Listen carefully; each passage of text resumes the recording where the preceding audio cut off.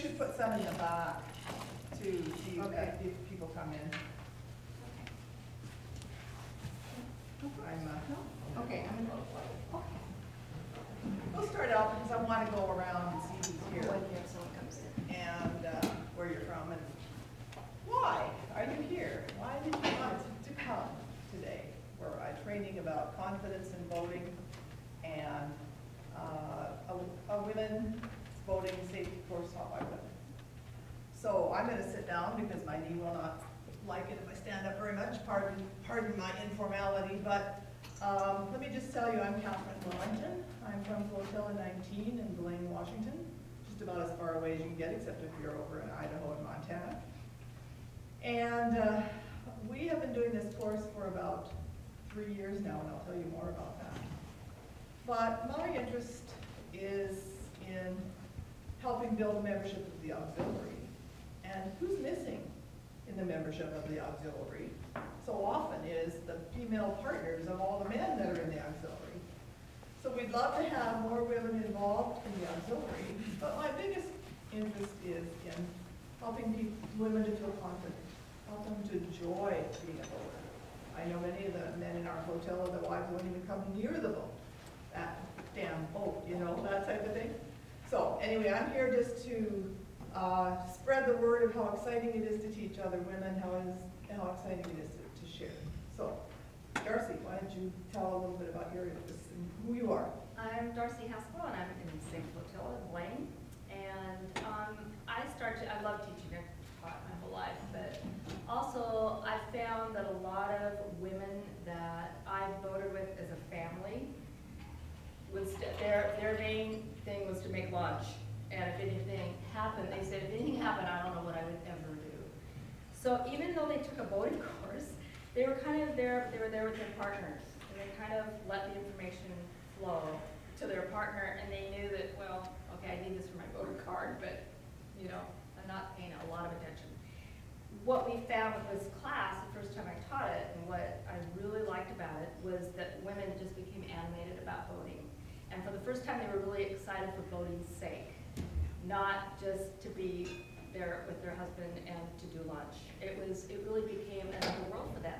And in their confidence, they enjoyed so much more. And so it was really fun to see that, and to see in a room with all women how they felt safe in talking about that and in talking about their communication, et cetera. So with their spouse or their partner or the captain or whoever, because a lot of their confidence was based in fear.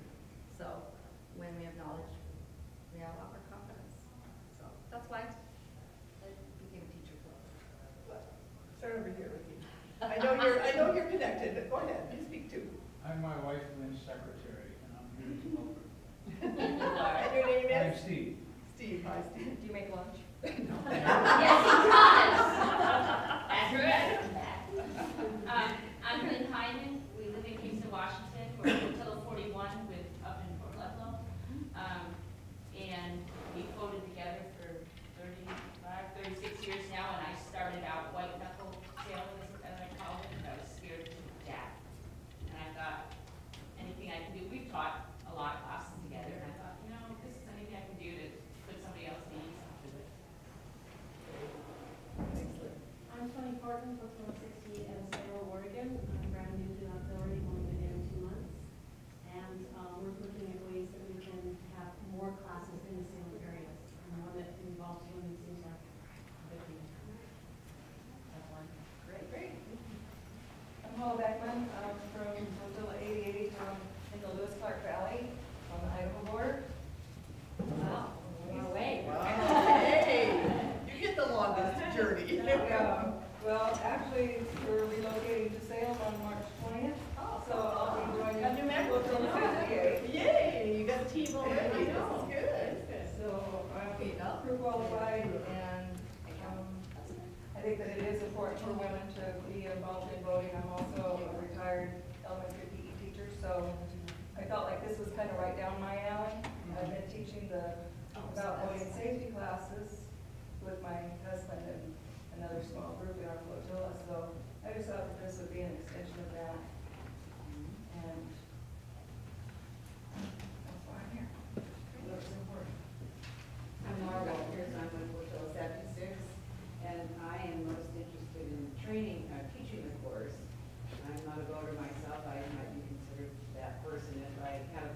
voting.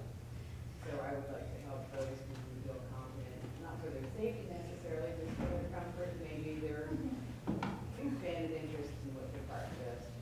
Great. Yeah, I'm Diane Epstein. I'm also a member of Hotel 76, which is in the Portland area.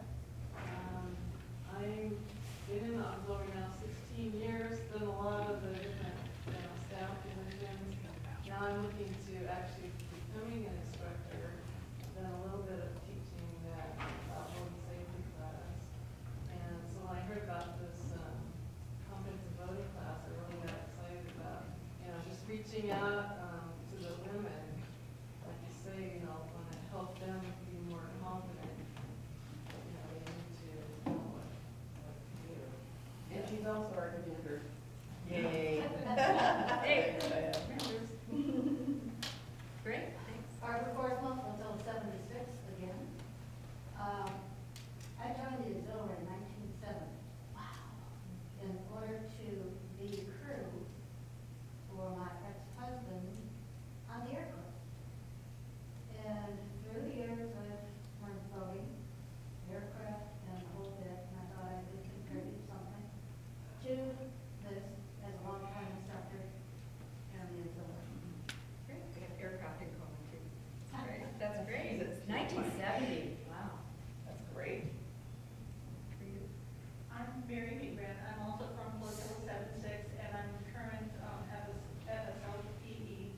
And a number of years ago, before I was involved with the auxiliary, I was on a ladies' cruise. And in the Portland area, we have a women's sailing organization, OWSA.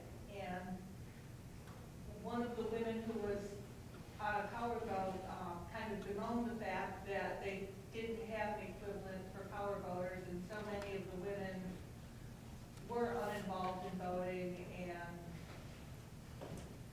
she would have liked to have something going on for women powerboaters, and so that has like always kind of stuck in the back of my mind. That need. Yeah. Yes.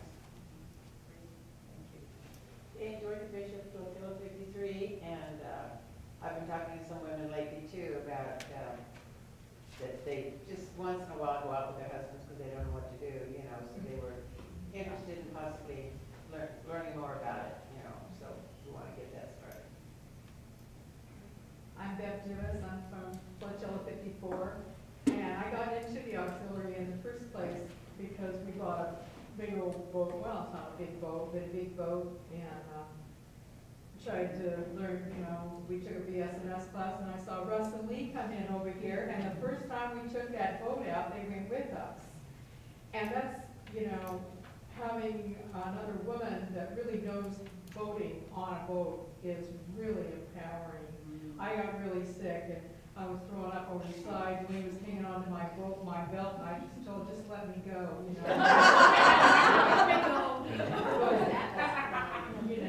I think there are a lot of women like me that grow up with their husbands, and I've taken other boating classes, and it's really important to me. We have a small galley on our boat.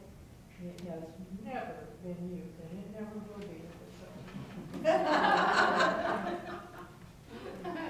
For you. We're going out again. No kidding, thank you. Are we going to? Yeah. Ellen Hayes-Sykes, I'm HR actually in our unit, but EDSOPE. We've taught boating safety, the one-day class for many years now, and it's been very successful. But I do notice that when we do have cancellations, either before the day or the day of, it's usually the wife, or the significant other. And so I started wondering about that, and not being too surprised, but I've been a boater for 45 years, so I have no problem with it, never did.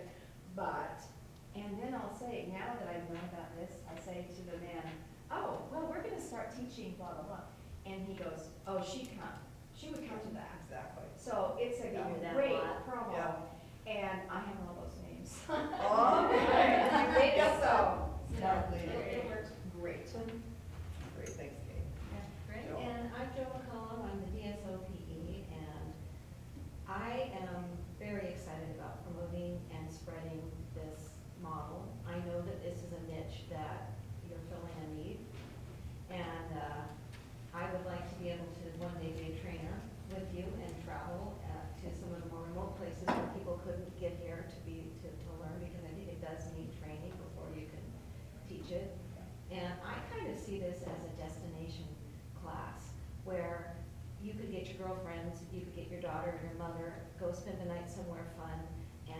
this into a social event as well, where That's that's happened. happened. You could really promote it that way. Mhm. And I know that they fill their classes and then turn people away, and the money, that we don't make on the ADS classes can come to us from this as well. So I see it as a win-win for everybody. Absolutely. It is. Thanks, Joe. I'm Lee Johnson, and formerly from Hotel 5-4, and currently at 63. When my husband bought a commercial boat, he made me take his BS and S class, because he said that if he fell overboard, he wanted me to come pick him up. So I took this, and then he said, well, then you have to join the auxiliary. Oh, really? Okay, so then I got into the auxiliary, and then we were above teachers, and so then they made me the PE officer, of course. And I ran on from there, and I ended up the division chief on the national level for the member training department.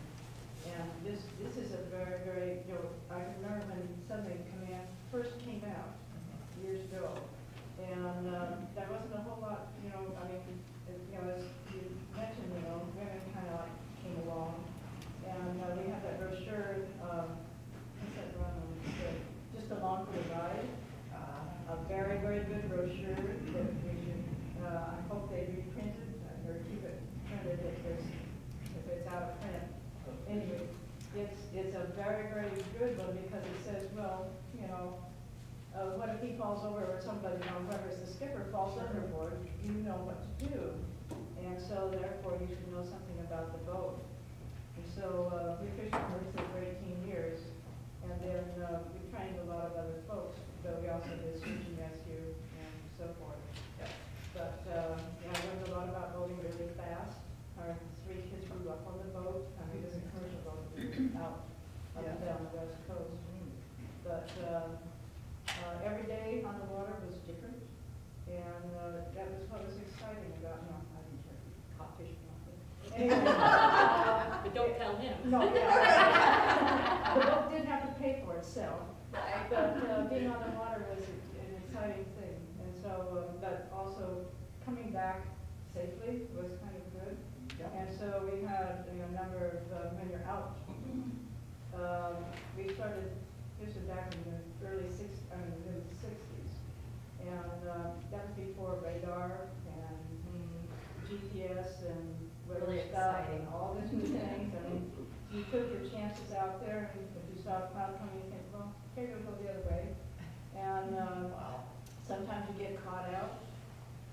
We got caught on the Garibaldi Bar at 14-foot breakers, and so that was not cool. And so, we've had experiences that you pass on to others and say, don't get in that position. Yeah. And so, and the women can learn that. Okay. Is Just Along for the Ride, is that a Coast Guard brochure? Yes, I think so. Yeah, Never it came heard from of it. ANSC. Is where we got Really? it. Okay. Good look for that. Yeah. Thank you. But it's a good one because it speaks to the people who go along for the ride. Thank you for Okay, that. I've never thank heard of you. it. And Yeah. just as I think of this, if others of you, as we go through the day, please share other resources and things. I mean, we're gonna share a bunch of stuff that we know about. There's lots of other things. So please tell us about other things that you like That's this. a nice little folder. Great. Thanks very much, Lee. And I'm Russ, and I've been in for 45 years, and only 1 year left. But what we always did when going out was say, what if? What if this occurs? What if that occurs? What do you do? And it didn't take her long, but I will say this. When she says the 14-foot breakers on the Garibaldi Bar, well, try 12. And she's been in a lot worse. We've gotten into a lot worse situations than that, but she still remembers that as the worst thing possible because she was scared. Yeah, I would. It was not a pleasant ride, but she's been a lot worse since that time and done exceedingly well. I really didn't think we were gonna make it to the dock. I really It didn't. obviously made a big But you know, we impression. never put on our life jackets. There wasn't enough time. Once we got into the situation, you couldn't make any mistakes. Thank you. Thank you very much. I'm Mark Hannibal here for my wife Bev, who's got obligations next door, from Jenny.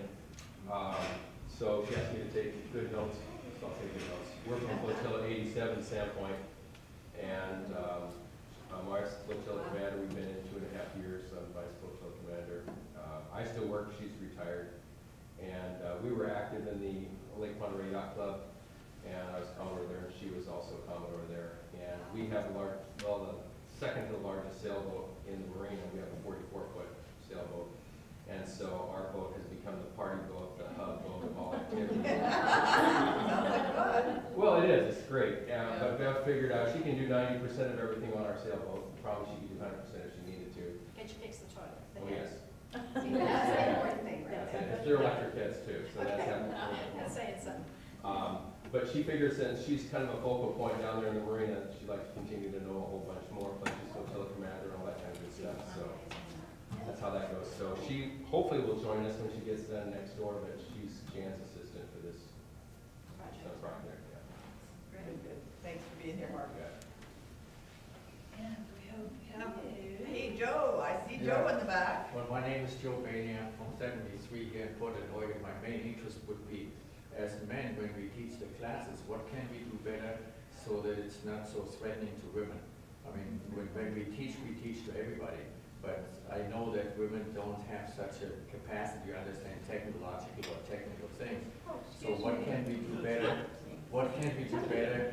No, not everybody. What can we do? There's women engineering and engineering too. But what can we do better to make it less threatening to you guys, so that you can understand the things that need to be understood? And I guess it's not that hard. I can explain anything, whatever.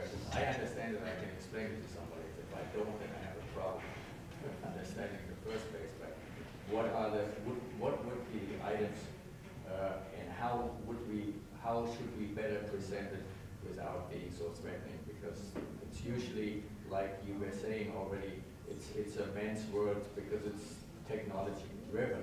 And women usually figure, well, you know, let my husband do it or my friends, they can take care of it. But in an emergency situation, it's really a life and death situation where a woman needs to figure out, what am I going to do now?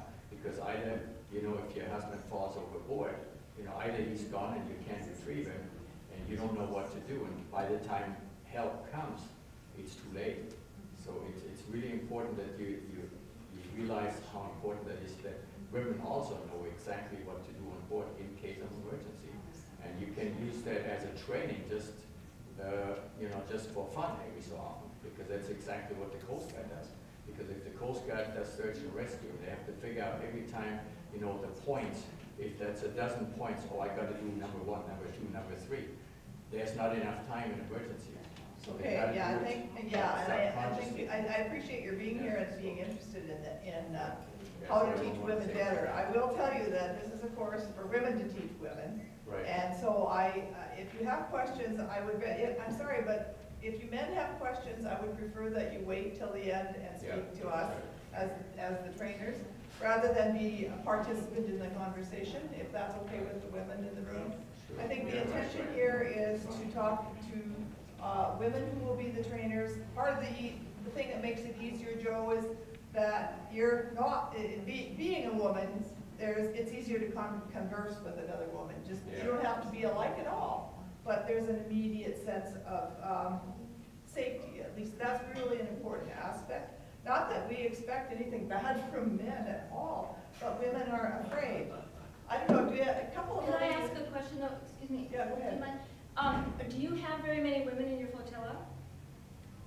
No, not too many. I mean, that's... Really? Is that you know, kind of the most problem? the Because that's what I'm wondering. Most of the times, the things are also that women, you know, they let their husband do things and then they're not really interested in Right. auxiliary. You know, they come to the social events, which is nice, but otherwise, lots of them, they figure, well, my husband needs to get something, he wants to do something he likes, and I'm not interested, you know. If So are you in a just- vicinity of another flotilla? I mean, do you have another flotilla near you? Yeah, right. Well, I belong to one. Sure. I'm sorry? I belong to 73, flotilla 73, so.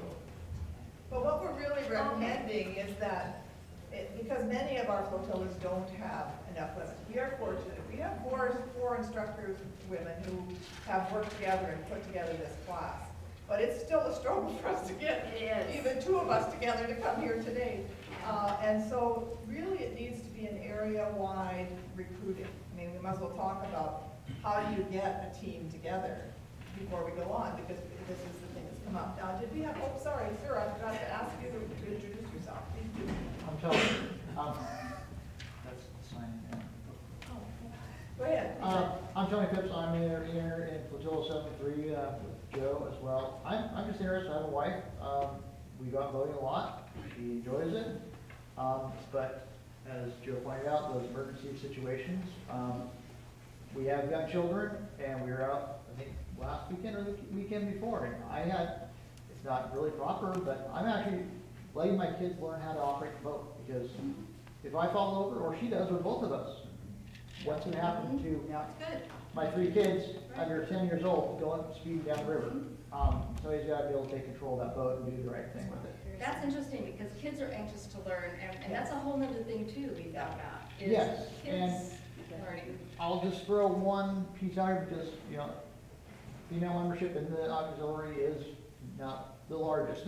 No, exactly. And I think my wife would be interested in doing such and so forth, but she's trying to balance it with family obligations and so forth, and she's, you know, we've talked about relocating. She's like, well, you know, the plus for being right here in Portland is you got a lot of opportunity in the auxiliary for me. Well, the auxiliary is also where we're looking at going, but she hasn't mentioned it for herself. So, yeah. So I'm just interested to find out what I can. Again, I thank you, and I appreciate the gentleman in the room, and I want you to be clear that this is not anything anti-men or against men.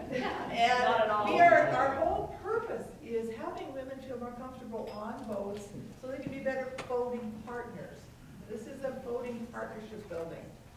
And so I will ask, though, the gentleman in the room to please hold any of your questions and drop them down.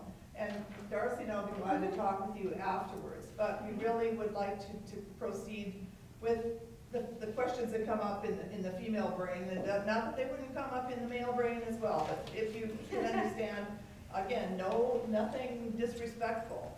We do think differently sometimes, and that's why our purpose is to have women feel more comfortable, and maybe that'll bring us more auxiliaries, but it sure will give us safer boating and safer missions, and that's really what we're about, is RBS.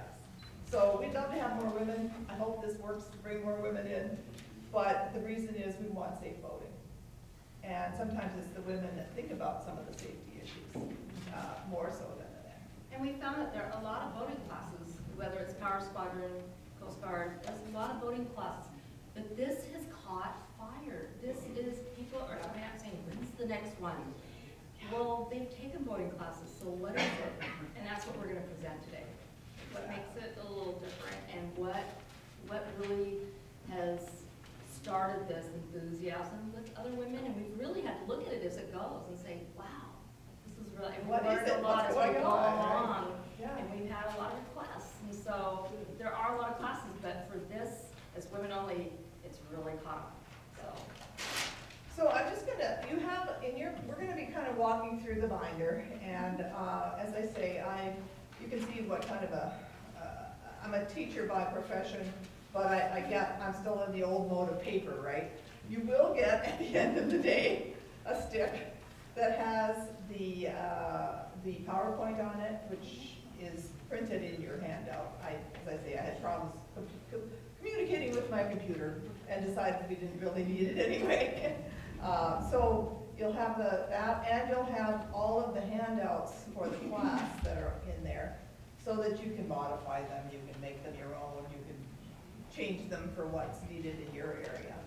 And so there are 2 big sections in this binder, just to give you a layout here. So the first section is, sections 1 and 2 are for the trainers. So the section 1 is just going through, and we'll go through that someday, administrative, how do we do this, how do you set things up, blah, blah, blah. Section 2 is the additional resources that I just find stuff and I throw in there, and there's stuff on the internet. Again, it's an ongoing thing. This is a process. I mean, Darcy and I have been doing this for several years, and it's still changing. It will change. It should change. You need to have it connected to what your teacher's expertise and interests are, and your class expertise and interests are. And So we it's always, gonna we always change. say, okay, I think we've got it down. We're not gonna change it I think again. we have it down, and then we teach another class, and we go, you know, you need to change a couple and add and tweak and. So that's how come it's gotten bigger. We And started, it'll be the same for you. yeah, we started with a class that was 4 hours, and it was the original one, the Suddenly in Command that came from National. And we did tweaking immediately because we found it was not very engaging. And so that tweaking began and began and began and began. And so lots of changes happened. And people kept saying, well, you know, this is a great course, but we're too rushed. There's not enough time. So we need to be longer. So we added an hour. Then we added another hour. So we now have a 6-hour class, and then we're too exhausted because this is a very interactive program. And that's why it's nice to have 3 or 4 teachers, because it's very exhausting, because there's lots of dynamics going on in the room. This is unfortunately, this is more of a traditional approach. I'm sorry, because we're teaching how to teach it. But I would never set the room up this way just to start out, because you set it up, well, we set it up so people are sitting both sides of the table. We want table discussion, we want conversations going on, we have small group discussions. So we set it up in long rows like this so people can sit on both sides and then still look up to the front and see the PowerPoint. So just in terms of setup and encouraging discussion. Then we started dividing, not dividing, but it just seemed better for them to have sailor, people that tended to sail more, power boaters, so that they were all in the same room, but then when it came to certain aspects of the course, I could go over to the sailors and Catherine and Nancy, or, you know, go to the power boaters. So, and that because they can have discussions among themselves facing each other. Yeah. So. Yeah, so we have some breakouts, and our intention, so the first 2 tabs are for the trainers, that's for you guys specifically. The rest is, tab 3 starts with the PowerPoint. And there are other tabs in here for some of the key demonstration stuff, discussion stuff. And so we'll come to that later. At the end, if you flip tab 8, that is the handouts. And I can't believe it, but I missed one. You'll look at the first page of the number 8 tab and you see, welcome to Suddenly in Command. And I went, oh, I missed it. So we had been calling it Suddenly in Command until last fall. And we found that because we had changed the course so dramatically, and we really wanted to focus on women, there are other people who are in Suddenly in Command, like Darcy said, family members. We had requests for doing family voting courses. I said, well, when we run the course with this woman, we could do the family voting course. But, so we decided, we did some brainstorming here in September at this meeting, and came up with the name Confidence in Voting. Because when I'd ask women, if you look at the evaluations, many of them, that's what they said, either verbally or in the written form, I feel so much more like I can do something now. I feel more confident. I know I can take a class. I know I can do this because I've had my hands on some lines, all right? I've talked on the walkie-talkie and actually tried to talk to, in what I have to do, call into a marina. So that seemed like the right name. And then we make it a subset that it is a voting course for women, because it's not that we don't want other people there, but because there's some special dynamics that happen when it's women. So anyway, the section 8 is the last section, and you'll have to take your little stick and change that to welcome to confidence in voting. There's maybe some other things in here that I missed as well. It's been an ongoing evolution. And one of the things I realized in some of the printed stuff, we have lots of names. Darcy and I decided that you guys are going to think that there's a particular voting maneuver called a Darcy or a Catherine or a Nancy or a Sherry. Those are the 4 of us who developed this. And I originally wrote this for us with our names all over it and who was going to do what section. And I've tried to delete all that, but I haven't succeeded completely. So please feel free. So that's why I wanted you to have at least most of the documents, so that you can make them your own. put in your things for your area and And make, then share with us. and share it. Absolutely. If anybody thinks of something, we want to know, because we will try to create a network of the people who are training this course, so that we can build on each other's learning, because as Darcy says, every time we think we've got it, we think of something new that we have to change, or we don't have to, but you know how it is. You don't want to do the same old every time. So. And we've made an effort, and it's paid off in spades over and over, to really have them give us ideas too, I mean, with their questions, and they have voting hints that we're saying, that is wonderful. Yeah. So now we pass out little tabs, and they'll write it down and put it on the board so people can walk by and share, because we have so much information to do verbally that we don't want that, but it's valuable, it's wonderful. So we learn a lot from them, and that's been a very valuable part. Well, I think that's how I always introduce the class. I say something like, how many of you do this kind of, what are you, power goes still, blah, blah, blah, you do, and that's in this first slide, you ask questions of the class. And then, so, yeah, your hands are up, right, well, how many of you dock the boat? Hands go down. How many of you handle lines? Hands go down. How many of you are at the helm? Well, a few hands go up. So I mean, it becomes really obvious that their confidence level, where the confidence level is. And so I say, we are such a mix here. Look at, in this room, how much experience that you two bring to us, and your experience is brand new. You're brand new, but you have the training experience. So it's not about knowing things. It's about listening and about drawing it out of the people in the room. I always said this, I believe in popular education, participatory education, that the knowledge is in the room. We don't know everything. We are always learning from the people in the classroom. And the neat thing is that we have had women that are incredible voters, terrific sale voters with all kinds of experience. And we have a lot of Canadian women because we're on the border. So we kind of say, well, gosh, many of them belong to the Canadian Power Squadron, and they have all kinds of classes, and they've taken everything under the sun. So I said, well, is there any, how can you learn anything? Do you find this valuable? Oh, yeah. We never talk about feeling fear, or how do we communicate better with our partners. Or set boundaries. Or set boundaries with things on the boat, and we'll talk about that. These are whole new topics that are never raised. They might be hinted at, like there's a brochure about alcohol and voting. Well, okay, fine, but do you get a chance to talk about it? And so, if it's an issue in the room, we will spend more time with it. This is going to be a very flexible kind of a class. So you're always kind of running by the seat of your pants. And the fact is that you'll see we interrupt each other back and forth. Yeah, which is part of how we do. This is the neat thing about it, because somebody else is going to think of something that we didn't have. So we don't read slides. You'll see on, if you look on page, right after tab 3, page 1 here, here's our first slide. And there's a whole pile of stuff there, okay? This is notes for you. This is not what you have to say. But I thought if I had to start teaching this class, at least I'd have a place to start, right? And I've tried to highlight what some of the key points are. So we hope and pray that you never, ever read the notes in line with the PowerPoint or read the slides, but they're just a start for you.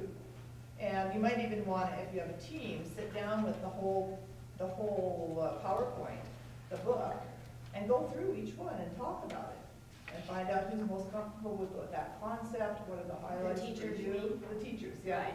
Get ahead of time as you prepare. And that's what we do. We just divide up who feels most comfortable with that topic, who feels most comfortable with this topic. And the other thing that I've done, you'll see just the page right after number 1 here, is that we hand out, well, first of all, yeah, there's an authorization for photographs, because we do try to take pictures. And we want to say, I said, I want to know if you're in the witness protection program. Because if you are, well, we won't take any pictures. But if you're not, and you're okay with getting your picture taken, we don't identify people, but we put them on our website and our Facebook page and things like that. So we do like to promote what we're doing, and hope it attracts other women. So there's the Coast Guard Auxiliary use of photograph thing. And then we do the pages for notes. So you'll see there's 17 pages there. so people could take notes as they go along. And we really did start doing PowerPoint, and it was so dry that I could hardly wait for the class to be over. That was just- horrible. And that was our first class, and even though there was still some enthusiasm, we all went, never, again, we're not doing that. No, never do it. We'll show it and we'll base it, but it's talking and In teaching. telling stories, and the other thing, of course, is because, oh, I heard something on TV yesterday.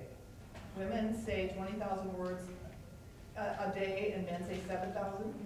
I'm thinking, oh my God. So it's a problem that we have in terms of getting through the topics, okay? That's not what it's about, but you do want to pay honest service to the material. So I have given you, and we'll go back, because I'm jumping, but that's the way I think, right? I don't do linear. Along that, we I have a linear, but I don't timekeeper in the talk. back that goes like this. Yeah. Because people will go off, you know, we're women, we'll go off here, and so the timekeeper will, you know, like. Yeah, you need on somebody as the next. timekeeper to kind of keep you on And track. may I make a comment, in, having taught the ADS class with men, when I do that, they just ignore me. Yeah. Oh, dear. So I think it works better with women. Oh, yeah, well, because we as instructors know that we, you know, and we've been crunched at the end where Right. people came in saying, this is what I want to learn, and we never got to that. And everyone feels horrible. Yeah. Because they wanted to learn how to dock, or just some, you know, we don't Yeah. know them, but. And it's because people are married to the content instead of the outcome. Instead of the You got it, process yeah. and the That's a good way feeling of of putting it. confidence it Right. builds. And you have to let go of that. I've got ownership of every piece of paper here, every one. But that's not necessarily your ownership or your ownership. I have to let that go, but we still have to be honoring. And the way we find out what they really want to know, let's just keep looking after, let's go back to the tab 3. Okay, so we start out and there's the da-da-da-da. If you look at slide number 2, which is, there it is, yeah, right after tab 4. What's your experience? Okay, so there's where we start. And I usually make the comment about, very often we hear that voting is a man's dream and a woman's nightmare. Can you relate to this? And that starts the discussion going right away. So And they're you start all. to, yeah, you're already starting to hear what it is that they need.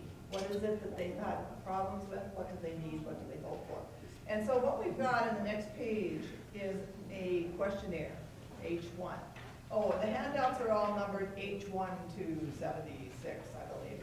Because you'll see this isn't the right order, because this has evolved and I didn't change the numbering, I just kept adding at the end. So in every slide, the handouts that are referred to are, the numbers are given, and what I've done in your section in the front is insert the actual handout so that you can see it right nearby.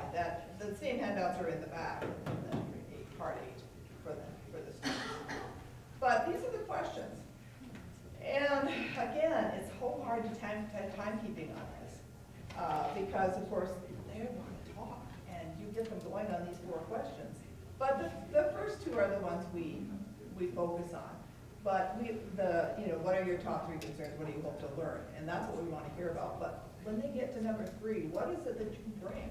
And it may have nothing to do with voting skills. What do you bring to a voyage to ensure a safer, more enjoyable voting experience? We are trying to help them see they already know stuff. They're already doing it in their families. And this has been amazing to hear them talk about that at the end of the day. And then the last part about communication with your partner. How well do you do? Do you have some tips?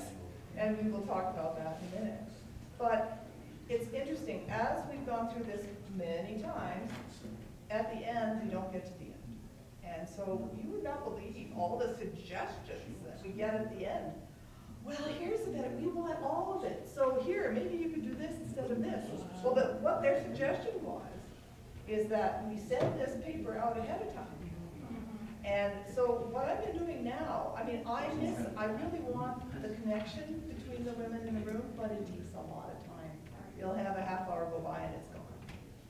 So what we did this last couple times I think, is I emailed this to everybody who had registered. I said, fill it out at home, and I really wanted them to think about it individually anyway, so that they didn't come and listen to somebody else's ideas about what they thought they should learn. Or email it to me. Yeah, no, I did, I emailed it, yeah, I did email it to them, and I thought, oh, well, then they could send it back and I could collate it, and I thought, no, I'm not gonna do that. I don't need more work. I asked them to bring it. And then they spent a few minutes at their tables talking about it. And then but only a few. They don't have time to talk about 3 and 4, but we will get into that in the material. But we get that, so then we just have them call out and we make a board and write down. We usually have 4 people there. One of them is an aux chef, and she does more of that because we do a lunch, but what we'll do is we'll try to sit at each table, one of us, so that we can say, you know, we can keep it moving, because, you know, we'll just start getting. Everybody will want to tell their own. And then stories. with each teacher, we'll have a chalkboard and we'll say, okay, so what were your, you know, what did you, and then the person, the teacher, you know, will just, or leader of conversation, will write down some of the high points as they say it to the rest of the group, because it's like with, I used to be a high-risk adolescent counselor, you know, you want them to do a lot of the talking, and so, you know, you're writing down what they. Exactly. Exactly. Yeah, that's right. Exactly. And so, you know, they'll say, so what else did, you know, your concern was, and we'll write that down, then each table does that. Right, and it comes out a lot of repetition. I mean, we could put the list up there without talking to them, but we want them to bring it forward, and there will always, we are pretty close to what they want, but we can't do everything. And the one big one is more hands-on voting, and we can't teach that because we can't do with insurance stuff, with the auxiliary, you know. I mean, they could come and join the auxiliary, but we can't do, sometimes we'll go to boats and tie fenders on and do stuff like that, but we can't go on the water. So they need to find a person, a woman that teaches boating on the water. But anyway, we'll talk more about what little bits we do at the end. But the top ones were man overboard. Yeah. They want to know man overboard. They want to know radio communication.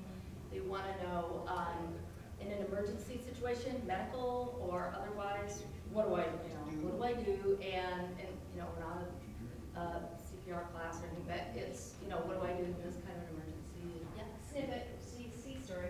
When we were preparing to go blue water cruising on our 47-foot vagabond, I got a first aid book, and I just thought, I'm just gonna study it randomly. So the first page I opened was to amputation. Oh my goodness! And then I read through it, not 4 pages, and I thought, I could do that. You know, they made it so simple. Really? I mean, so I'm just saying. What first aid book was this? In blue water. Did you get it? Do you know the name of the book? I don't. Because I mean, they aren't all written like Many that. years ago. Okay. But it was, my point is, if you're gonna have to, I think women want to know what to do in any event, Yep. in any circumstance. Yep. And if they find a good book that's written very simply, but tells you everything you need to know, it's a huge boon. And that's what we'll refer to. We don't go through every emergency No. scenarios. No. You know, we'll go through the things that happen in an emergency. You know, Sure. like the fear Sure. and and just some steps you take. But that's a good point. No, I know. Yeah, I know. I mean, the thing is, this is an overview again. But what it does is it touches at a lot of things. And the reason that the handouts have kept growing is that those are the common sense questions, checklists, things like that, that if you haven't thought too much about safety, if you're not in the auxiliary and you haven't thought too much about safety, it's a thing to start a conversation with your boating partner. It's something to check off before you go out on the water. All these things that we learn as crew in the auxiliary, it's not commonplace. It's not. And so we've tried to give them tools to use that they can take back, and you'll see more of those. But anyway, this is the beginning thing, and it was somebody else's suggestion that rather than spending all that time just talking at the beginning, because they want the material. So that's what we've done now, is we email it, they bring it, they talk quickly, we throw it up there, we say, yeah, we're doing this is one we can't do, and this is why, and so we don't set them up for failure. We tell them, this is great, understand that, we can't do it. So they know what they're gonna get and what they're not gonna get. And we can talk to them in the breaks and stuff on some of that other stuff. So that's the beginning part. Now, Question. yes. One of the things that we had done years ago was when people had come in, they were not members of the auxiliary. they said, we got to go, we don't know what to do with it. And so we offered to just go with them, to, you know, get them out of the bar back. On their boat. On their boat, yeah. Yeah, yeah. And help teach them about their boat, a lot of it at the dock. At the dock is, yeah, that's some things that we can do, and at this point, we have not had enough time, because we usually teach in the Can't do winter. it in class. Yeah, we usually teach in the winter. Well, we have a lot of hands-on stuff in the classroom. In a way, it was kind of a relief. I mean, this is my prop, my only prop. Usually we are just bringing, you know, giant bags and baskets of stuff. My partner says, you're gonna have to stop teaching that class, because I'm into all the stuff up and down the stairway. Now, on the specifics, I'm curious as to what stops the women from asking the person on the boat who does know what they're doing, saying specifically, I want to learn how to do a line. Are you talking about the communication? Yes, because see, they might think they have good communication, but you could just say, okay, we're gonna write a little checklist to take back to the person in the know, just give them this and In say. fact, We're gonna get to that. We'll get to that. We're gonna get to In that. fact, The we have it. husbands tend to start yelling. No, and that's why I have a We're gonna list. get to the communication List part. for talking to your voting It's huge. partners. Sit down with a glass of wine. It's huge. Have a conversation. Here's the question. Yeah. Not on the boat, though. No. Oh, no, oh, no. No, At all. and we have a whole section that we'll talk about real briefly here, but Yeah. Communication, because Yeah. that is another one. We said man overboard and Yeah. radio, how do I communicate? Okay, now I realize already I'm not getting on to, we're going right into the stuff, so I'm gonna quickly go over some of the administrative stuff first, because really that's why we're here to tell you how. But it's, you get more how questions as you get into it too, so let's go back and forth. As I say, we're flexible, right? Oh, yeah. Okay, so on this page that says Confidence and Voting Trainers Handbook, this is kind of my, I wrote this for me, but I gave it to you anyway. So, you know, do what you want with it. It's in the beginning, right at the beginning, after the first page. Thank you for calling me on that. After page 1, and tab 1. It says Confidence and Voting Trainers Handbook. So this is where I am right now.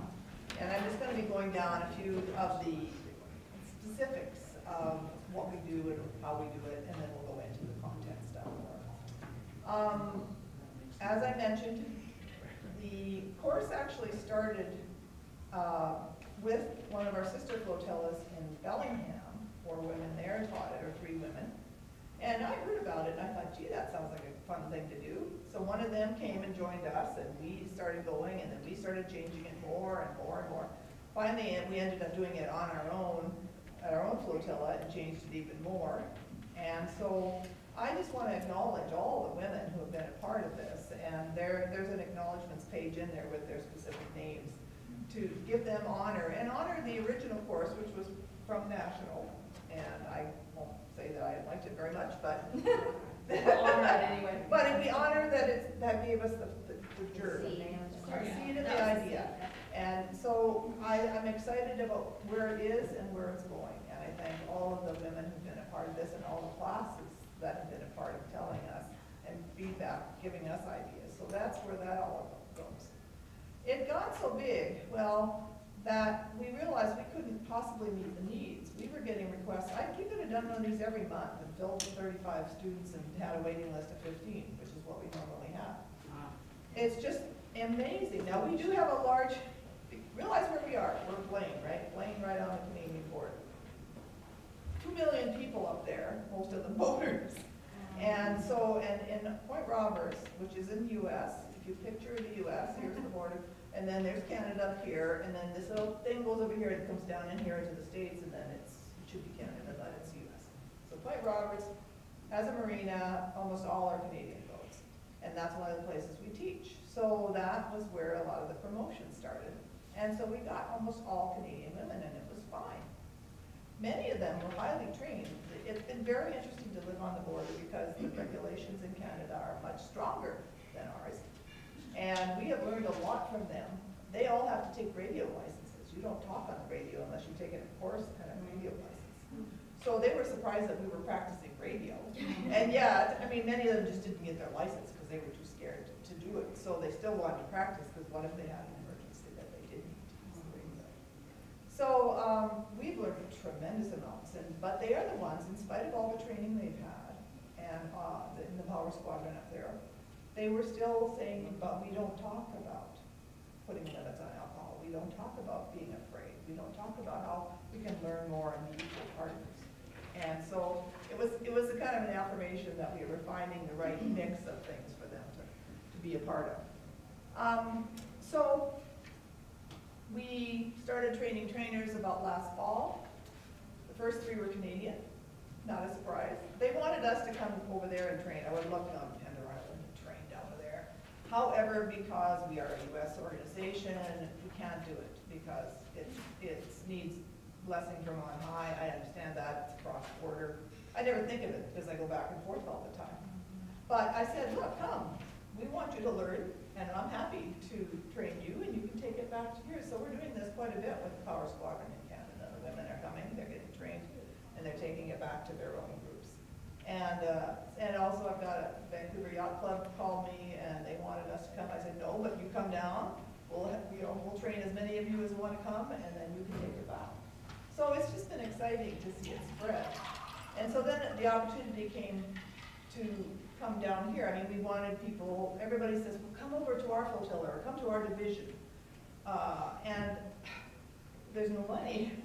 We don't get paid. We're all volunteers, of course, but we can't afford to drive to Clackamas without having our mileage paid. So we said, you know, we don't need to be the ones teaching this. There's all of you out here. Let's help you learn it and spread. So, I mean, it's like Topsy. That's what our hope is, that you will take this. You will feel good about it. Teach it a few times. They'll bring people in. Always we're available for consultation. But let's get it out there. It's just spread like wildfire. And I can't believe it. As I say, we would advertise this class, and a month ahead of time it was full. I usually advertise it about 2 months ahead because my initial list, our initial group was full because it was in the marina and everybody wanted to be there because they were already associated with that marina. Well, then you start talking word of mouth, gets beyond that, beyond that, beyond that.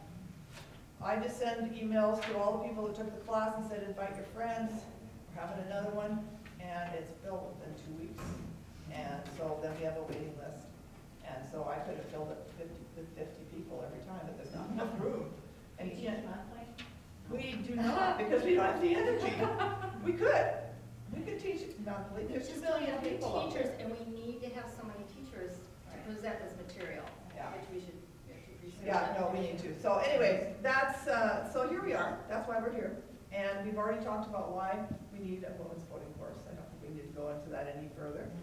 Our expectation is that you will take this material and teach and bring other women in to be a part of it and explain to them and teach them what the philosophy is. It's not so much the specifics of the content, but how you do it. It's the safe place, it's the building on everybody has something they can share.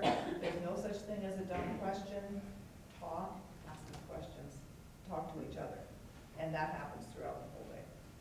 So that sort of thing is described in your little handout there. I did put in the role of men because we have a wonderfully important series of roles for men. One is the beast of burden, I have to say, as my poor partner hauling material up and down the stairs. But another one is that they can encourage their partners, their wives, to come. And it's funny how many men contact me about registering their wives. And I say, oh, okay, great, I'm glad, give me her name and email. Does she want to come? I know, I always contact her directly. I don't just go with that. And sometimes the reason they want them to come is not the reason they would want to come. So I try to get in touch directly with the wife if I can. But they can encourage, and so I think that's important. So that's another role that men can encourage.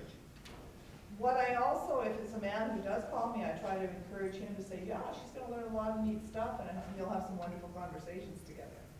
So just kind of set it up so that this is what it's about. It's to learn more, but it's also to have a conversation and learn how to work together well. And so it's basically encouraging women to be able to take a role that supports the captain, not challenges the captain. This has nothing to do with a feminist approach to voting. None, none, none, zero.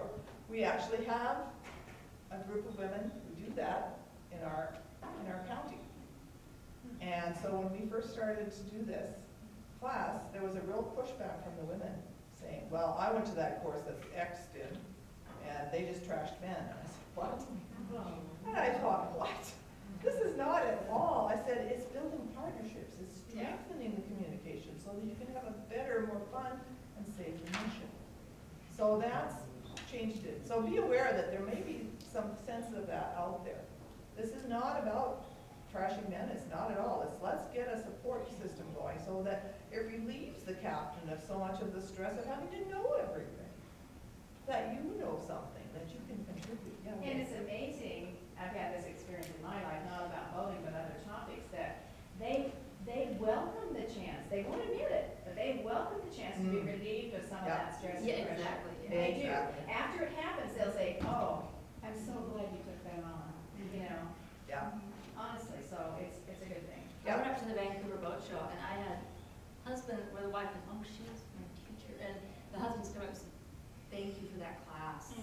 We've had so much more fun out there. I just feel like I have someone too, because he didn't want to do it all alone. He didn't want that. So partnership is really key, and it's gained a reputation for that. Yeah. So it's just be aware though. I was so surprised when I heard that women were thinking this was a trashing men thing. It's not. There were some of that going on, but it wasn't us doing it. So, you've gotten a few of in the next few handouts there are letters I send out to some of you about, again, a repeat of the expectations. We've already talked about that.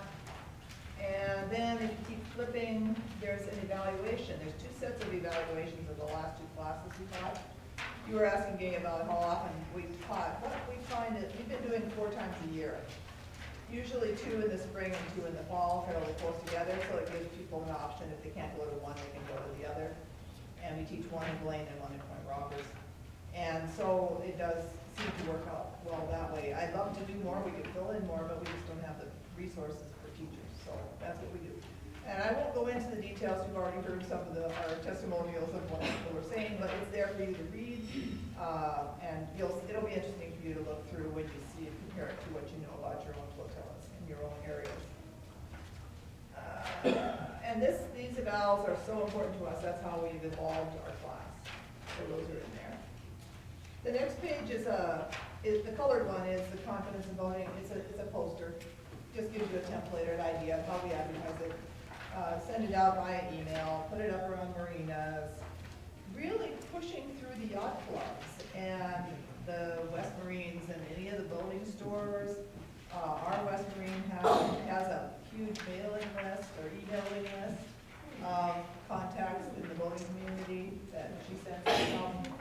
So it's an amazing networking in all the yacht clubs, in the marinas, and the moment you get it started, then you keep sending it to all your old students too, because they will invite their friends. Word of mouth. It's the best thing, yeah. Do you use at all that online database for your students, your classes? In other words, from the PE department. Oh yeah, What's it yeah, something to teach. It's the something to teach. There's 3-letter designation, I know, but Yeah, I can't just breeze through it. So, but how do you keep your? I have never used that. We've just, because we're recruiting fairly locally, we use the newspapers. But we always ask, how did you find out? Yeah. Word of mouth, and you'll see the answers to there and there. Mostly it's people that have asked them, their friends. Right. Do you have one person who fields all the telephone? Yeah, that's a good question. I do way too much of everything. I mean, we would do more, but it's hard to wrestle her. I hold on to everything. What I'm gonna say is divide up as many things as you can. I mean, we do have a wonderful PA person who's a man and does a great job, and he does all of the promotion through the marinas, through the newspaper. I do the emails because I have the list from the last classes, and my name is on here. And it's been hard for me we've talked about letting it go. It's a huge job. It's a huge job. It's a huge job. And I mean, it has to be someone who answers that phone or that email who's passionate about this stuff. And any time of the day. All day and night, I mean, it is a big job. I haven't let it go because I don't want anyone else to have to deal with that stuff. But if you can find somebody who's passionate about it, it's way better if you can have a registrar that can explain it, can talk I people really down. believe that's key. Yeah. A is ours, you know, if Yeah. for our successful ADS and you have successful. Yeah. Without her, she takes phone calls.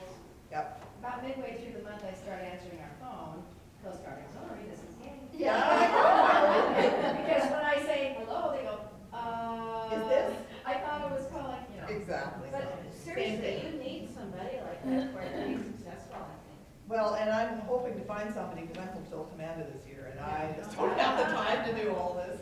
The fun part is, though, that's where the relationship begins. And so those women, when they come in, they come to me, because I'm the voice that they They know. know you, that's. And so it doesn't have to be me, but it has to be a somebody It's there. that will be there and involved and engaged and converse. And I have to say that's key, I'm gonna say it twice. Thank you, That's Joe. really key. It is, it seems like nothing. I thought, well, I can give that to the finance officer. Well, she takes the checks, but she doesn't even like voting.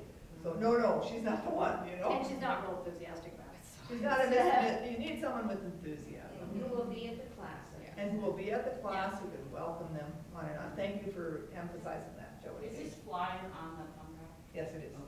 Yeah, so you can use it and fiddle with it and do whatever you need. And have you thought about registering people online, and then Mary does that was kind of.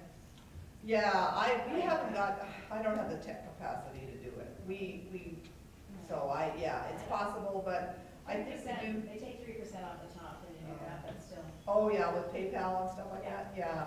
No, we haven't done it that way, and partly it's also because many of ours is cross-border dollars. We just say, bring dollars, Canadian, US, doesn't matter, we deal with I did it. notice it costs less if they pre-register. That was the Right. intention, is to try and get them to pre-register, so, because, well, first of all, we have to know how many, because I always have to say stop. And we have a waiting list. We have a waiting list. Yeah, you So I want them to pay so that they don't back out, so that we haven't encouraged. I agree with that. Yeah, so that we haven't encouraged somebody, I mean, we didn't let somebody in because somebody else didn't show up. So they do realize that, and I always say that when I talk to them or email them, you know, we do have a waiting list, so please make sure you let us know if you can't come at the last moment. So yeah, this is just the last couple times that we've been asking for payment ahead, they just send us a check. And so, yeah. If you didn't have a registrar that's available 24/7, would it be okay to put like timeframes in his Oh, calls? of course, absolutely smart. I didn't think of that. No, smart thing. Put some time for And because it's on these my hours. recording on our home phone too. Yeah, you know, I get messages on my machine, so Yeah. it's not like a problem. I don't have to sit there by the phone. And I don't, well, that is my cell phone. I was gonna say, I don't give them my cell phone, but that's not true. That is my cell phone. So they follow me. Okay, so that, any other questions on that promotional stuff? But yeah, you need to be accessible, and it's surprising how hesitant women are. They don't know quite what this is. They've seen this poster usually, or they maybe heard about it, and they really aren't sure. Is this for me? Do I want to be there? I'm terrified. You know, I mean, some of them will say that. And so it becomes a conversation, not always, but sometimes. So it's important to have that relationship. The next page is the display demonstration equipment lists. It's not everything, but it's a start. We have every time, well, as I say, we're going to have a table set up differently than this. We have a display table with lots of different brochures, all different types of things. And this is just a sample list. Do your own thing. You know, display poster board, all your activities and what have you. The demonstration stuff, we have tons of life jackets of all sorts. All, you know, type 1 to 5 and everything in between and extended. We have cleats, because we do some dock line throwing and catching cleats and things like that. We need dock lines. We have these things called Naughty Girl and Naughty Boy. I don't know if somebody made that in our flotilla. They're pipes and things that you can tie knots on. When the weather's decent, we will try to go to a boat and tie lines on fenders on a railing and so on. Try the different knots there. Show the cleat hitches. What Russell made for was a pumpkin beam, but he has a pipe. Yes. Then he has a cleat, he has open cleat, and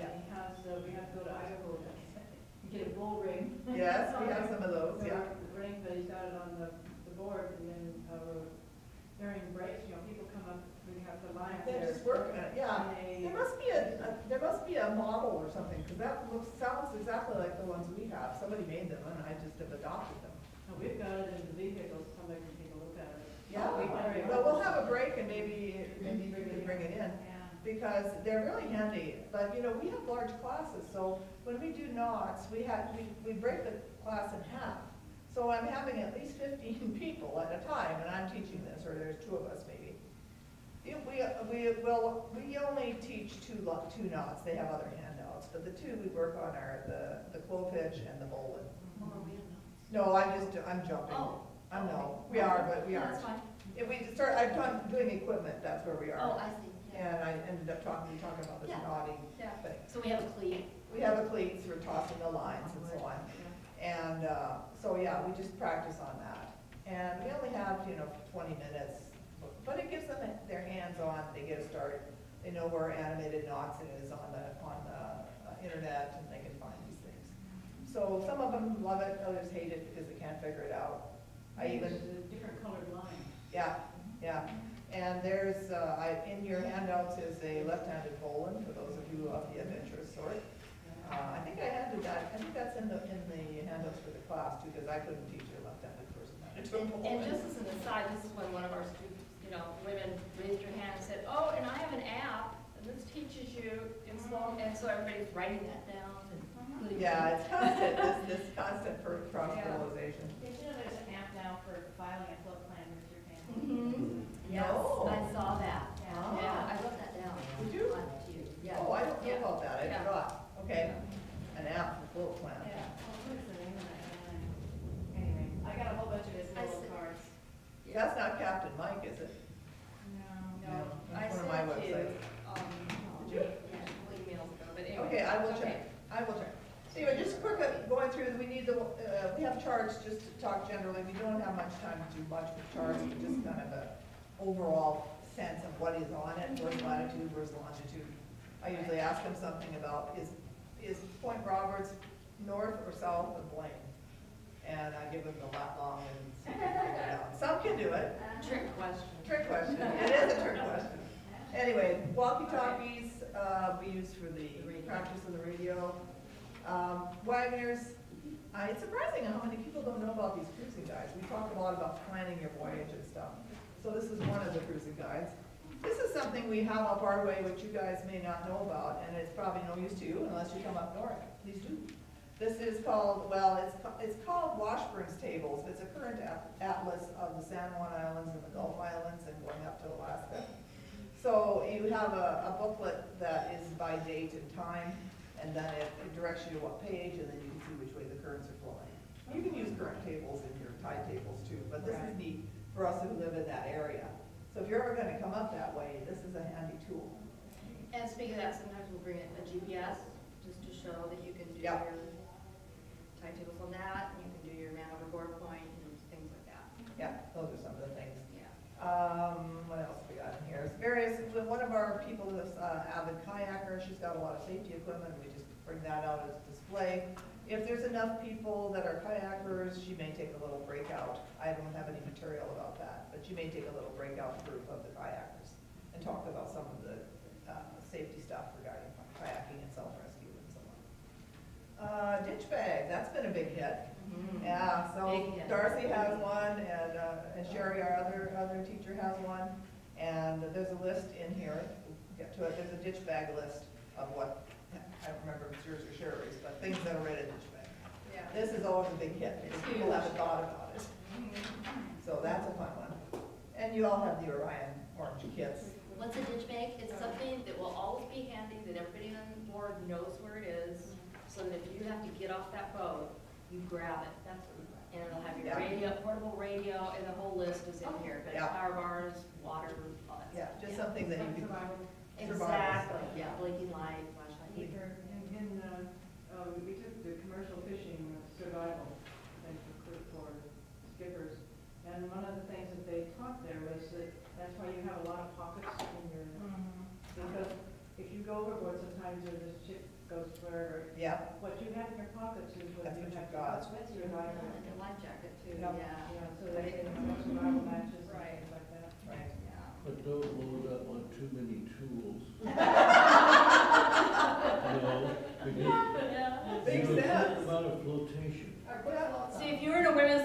go, and why would I do that?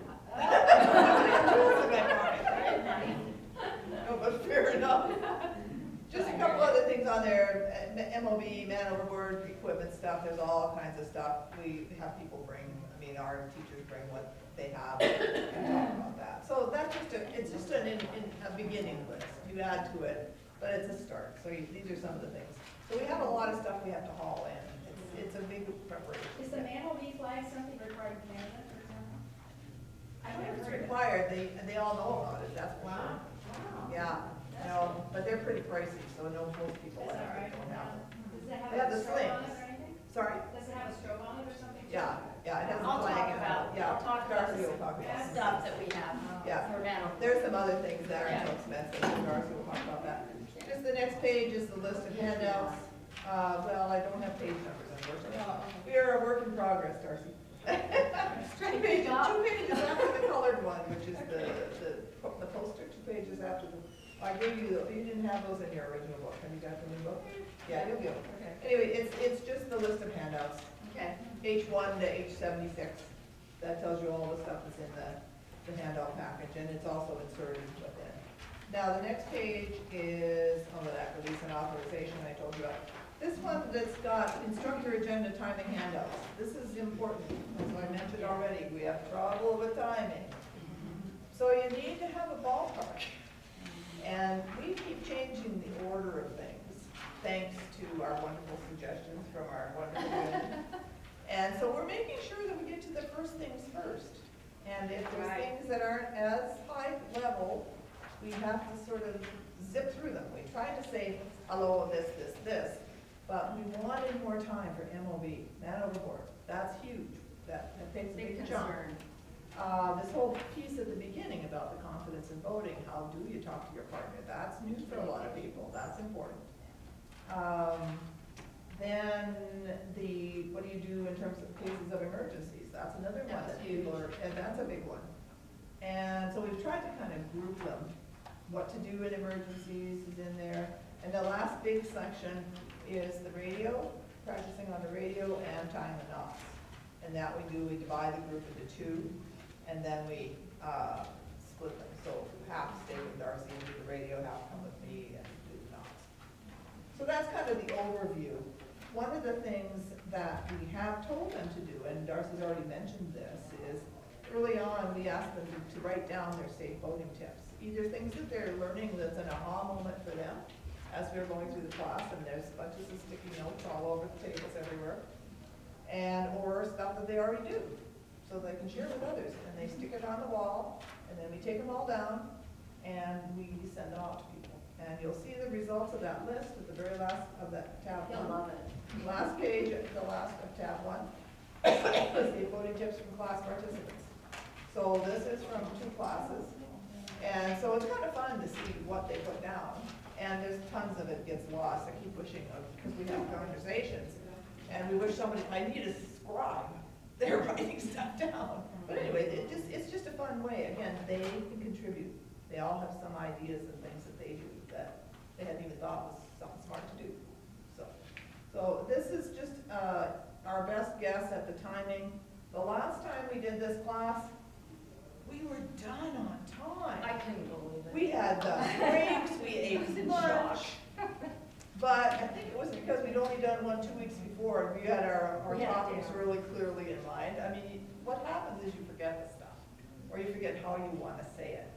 And so your second time around is usually better than the first. So it's always good to do it. If you can do it more often than we do, then, more power to you. And it'll depend on your class. Sometimes you get a lot more chatty class. Yeah. And so you have to say, great, and we'll get to that. We have a lot of material, so, we'll talk Tell about them that it's if coming. we have time. It's coming. We'll But- put it on the table, Yeah. put it on the parking lot, those of you who facilitate. Yeah. Put And the we'll piece of, learn you have your flip before chart we up have to there, do that. put it on the parking lot. If you got time, we're gonna come back to it. Yeah. So. Now, there's also, this is for you guys. This is not to hand out. This is because there's a lot of kind of little hints in there about doing stuff. Like, for example, you see in the section 10:30 to 11, it says demo, surprise MOB. You yell man overboard in the middle of discussing something totally else, and then I said, quick, what do we do? And everybody's going, huh?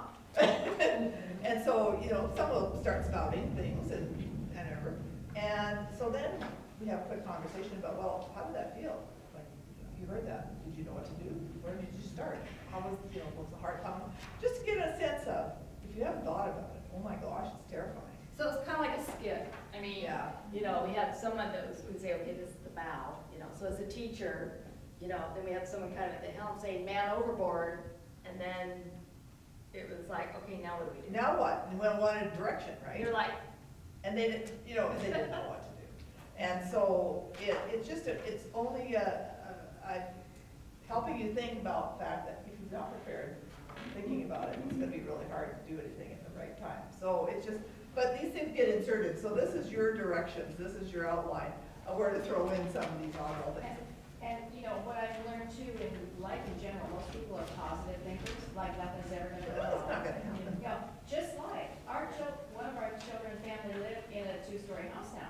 And I gave them a drop-down ladder, you know, for those kids, and dad and mom, they're sleeping upstairs in case of a fire. They never even thought of that. Exactly. And do you practice fire drills at home? Probably not. No. But it's a very real factor. Yeah. So. Yeah, so anyway, this 3 pages is for you. There is a 2-page summary for the class, which is in the class section in section 8, which is a summarizing of the same thing. So if you're gonna modify the agenda for yourself, you need to modify the agenda for the class, and the agenda, they're both on the stick.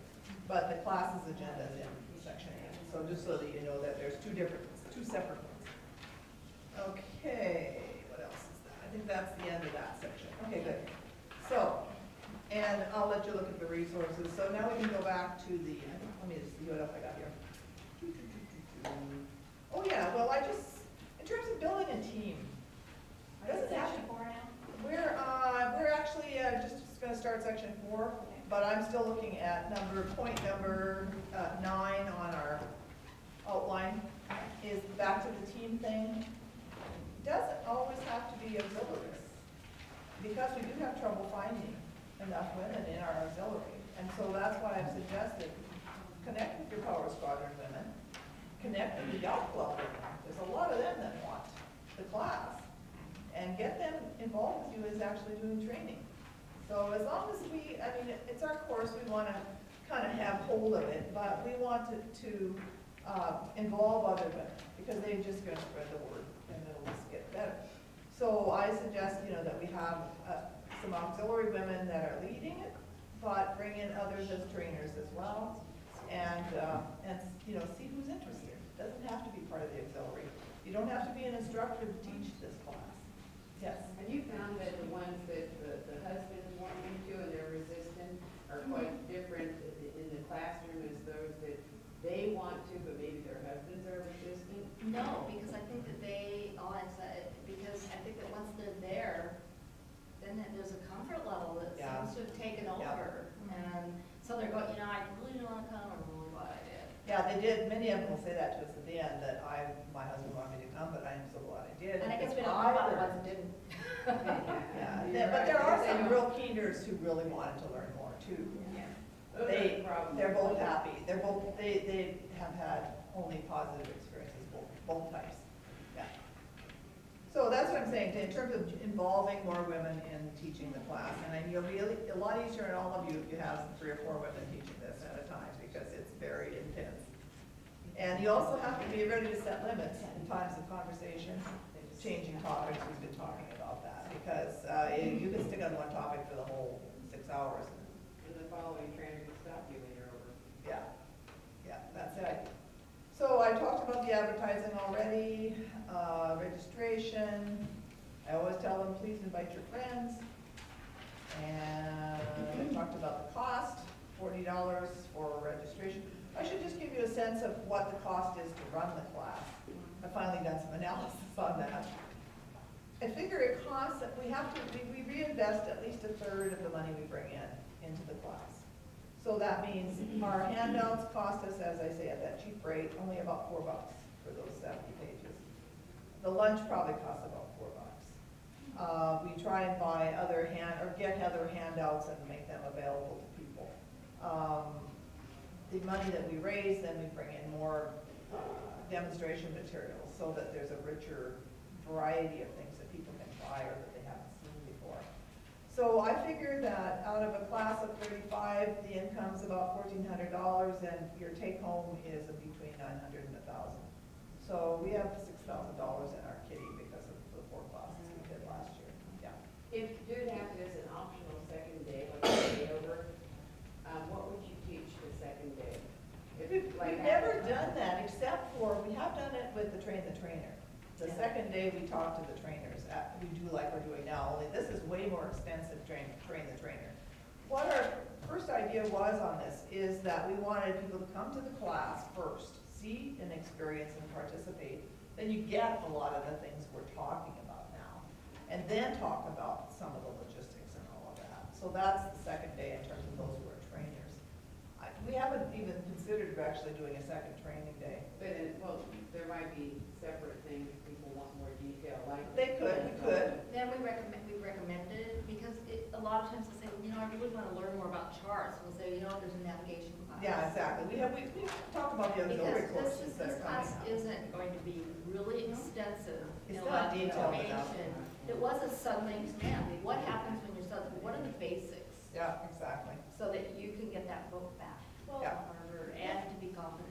If this develops into a destination class, then people can come on a Friday evening and just get the introduction, go and have dinner, spend the night, come back in the morning and have the class. So, again, I'm thinking this is a weekend with you arrive, you come in the evening, you get lots of discussion, lots of talking, like what you guys are talking about, what you started, get the feeling tone for we're a group of women who are going to have some fun, and then you could teach the next day. So Yeah, I think that would be a good model. I mean, if that, If it works for your area. Yeah. Yeah. Yeah, The do a lot of social part is really socialization in the important. beginning on a Friday night when everybody comes in and checks into the hotel or whatever. Yeah. And then, And for some women, that might break down the rigidity or the shyness or whatever individuals might bring. If they had a feeling of connectedness to the other participants. They get connected relatively That was easily. more on you, on the teachers for being there Friday night and Saturday. Yeah, yeah. But it's just a thought. I like the idea because I hated giving up the conversations that we did at the beginning, but they take a lot of time. I think it depends. You're going to have 2 different kinds of students. You're going to Yeah. have some that's great. And then you're going to have some that are so overwhelmingly busy that they'll say, okay, this was great. This is my one day before voting really starts and I got it and that's great. And they wouldn't spend 2 days. So you've got 2 different. It's 2 different. I think it's just different options. It would be fun. We've never tried this destination thing. We have done a Friday night for the trainers and a Saturday then for the class. I was just thinking, you do it, we'll come. I'm saying that if you're on the coast, this is a destination thing. Yeah. Jen? I have one quick question. Is Jonathan Yoder in here? No.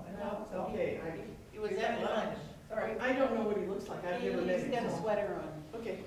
And no beard. Real thin guy? Thank you. An older man. Okay, thank you. Sorry, your Friday could be like the relaxed conversation with Sea Story.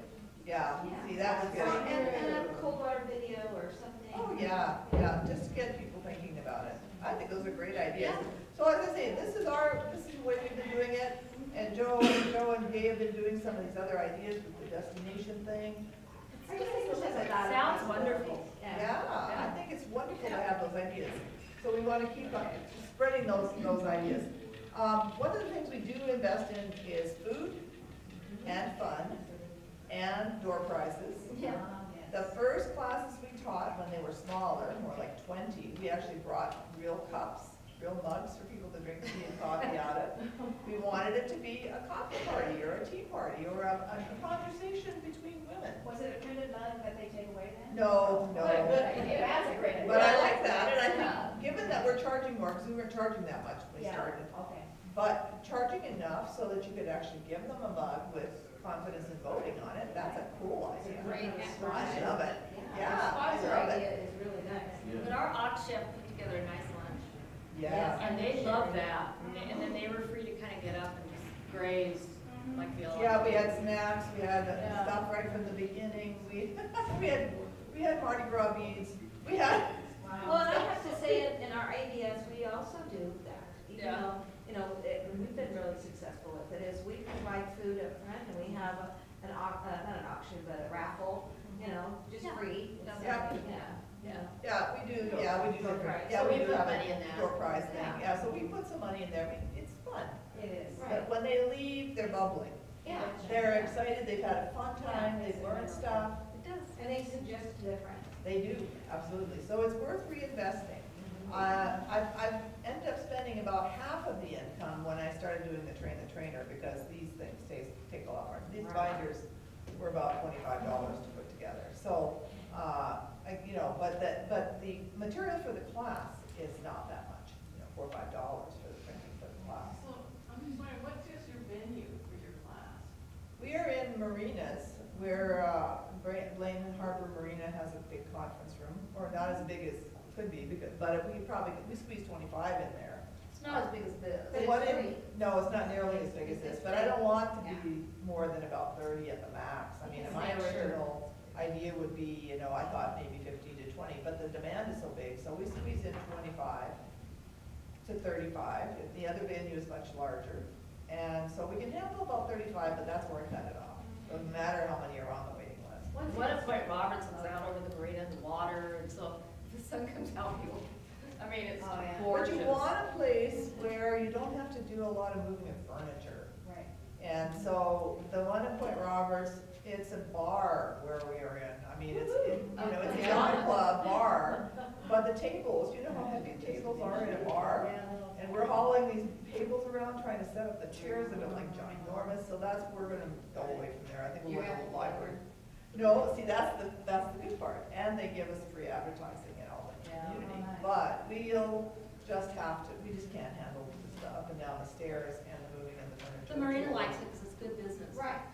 It's good for them because they look like they're providing a service, and I don't mean that they aren't, but I mean, it's good When on they them. get to know the marina, they're like, this is beautiful here. That's true. So- Maybe I'll bring my boat here. Diane Tyee would probably do that. Oh, I bet they would. Yeah, so that's what we look, we're asking to find yacht clubs, there's a couple libraries, we haven't paid for a venue yet. But if you have to, you're making enough money that you can afford to. The fire department usually lets you have their Yeah. space too. Yeah, there's a lot of public spaces that will let you do it, so, any other questions about that? Yeah. So that's about the budget stuff, as I say, it's a social gathering as well that I'm learning, and so, have good food. And have somebody who's really likes to do food. That's one thing I've managed to keep my hands out of, yay, don't do food, not interested, fix it and bring it. I did it in emergency What's medicine an at example of Costco.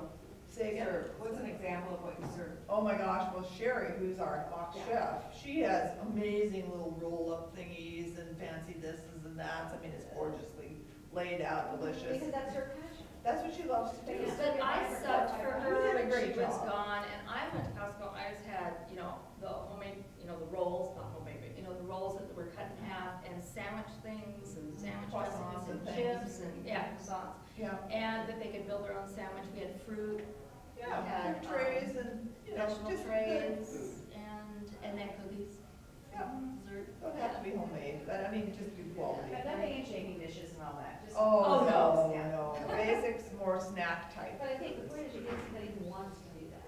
And that they lay it out nicely. Yeah. And we have paper plates, because we're not doing dishes. I liked it, but I was teaching and setting up stuff. Yeah, so it's really important, if you've got the people that love Right. entertaining around them, and they don't have to know a thing about voting. Exactly. Come make us a wonderful spread, But by having your food there, they don't have to go out for lunch and don't. Saves We time. use Oh, so much you would time. lose time. And it's social. And more social. And it's time, social. and that's the neat thing, is you see them gathering little knots, and the other thing I forgot to mention, you'll notice there's quite a few breaks, we try to take breaks quite often, which reminds me, we will take a break after I stop talking.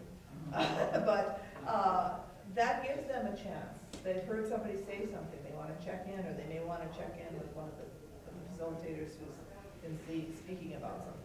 Yeah. One thing you might want to consider is if you have a Coast Guard station in your area, the cook will probably be perfectly willing to bring you, their lunch,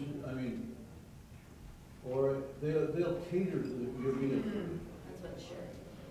Yeah. Yeah, we don't have, at Station Bellingham, there is no club, so there's no catering. But, That's a and good some of idea. you out there, other people are close to the station, you know, the sky's the limit, check it out, find out, you know, this is just a stopping point to thinking of all kinds of new ideas, but thinking outside the box, so. That's a Yeah. good idea. So I think let's just take a break now, and come back in, what, 15 minutes? Is that too long, 10 minutes? 10 minutes? Okay. No, okay, so we will, keep reminding you that as you think of things that you know about, as Lee just did about her tying knots thing, which she doesn't have with her after all, you know, what our hope is that we actually have a website which is nothing on it right now. It's called www.confidenceinvoting.com. However, there is nothing on it. We have the domain name. So our vision is that we will have this place to share. But I know nothing about websites. So if any of you would like to think about that as a job, as a way to keep us connected, once something is up there and we could easily share it, then I would love to have, that's the easiest way for us all to keep together.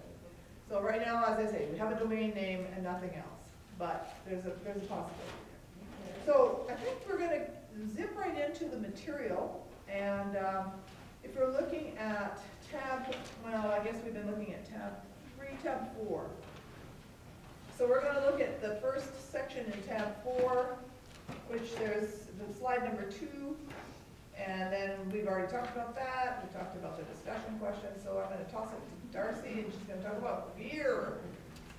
Okay, so one of the things that really attracts women to this class is because they feel like they can communicate, and I'll talk about communication a little bit later, but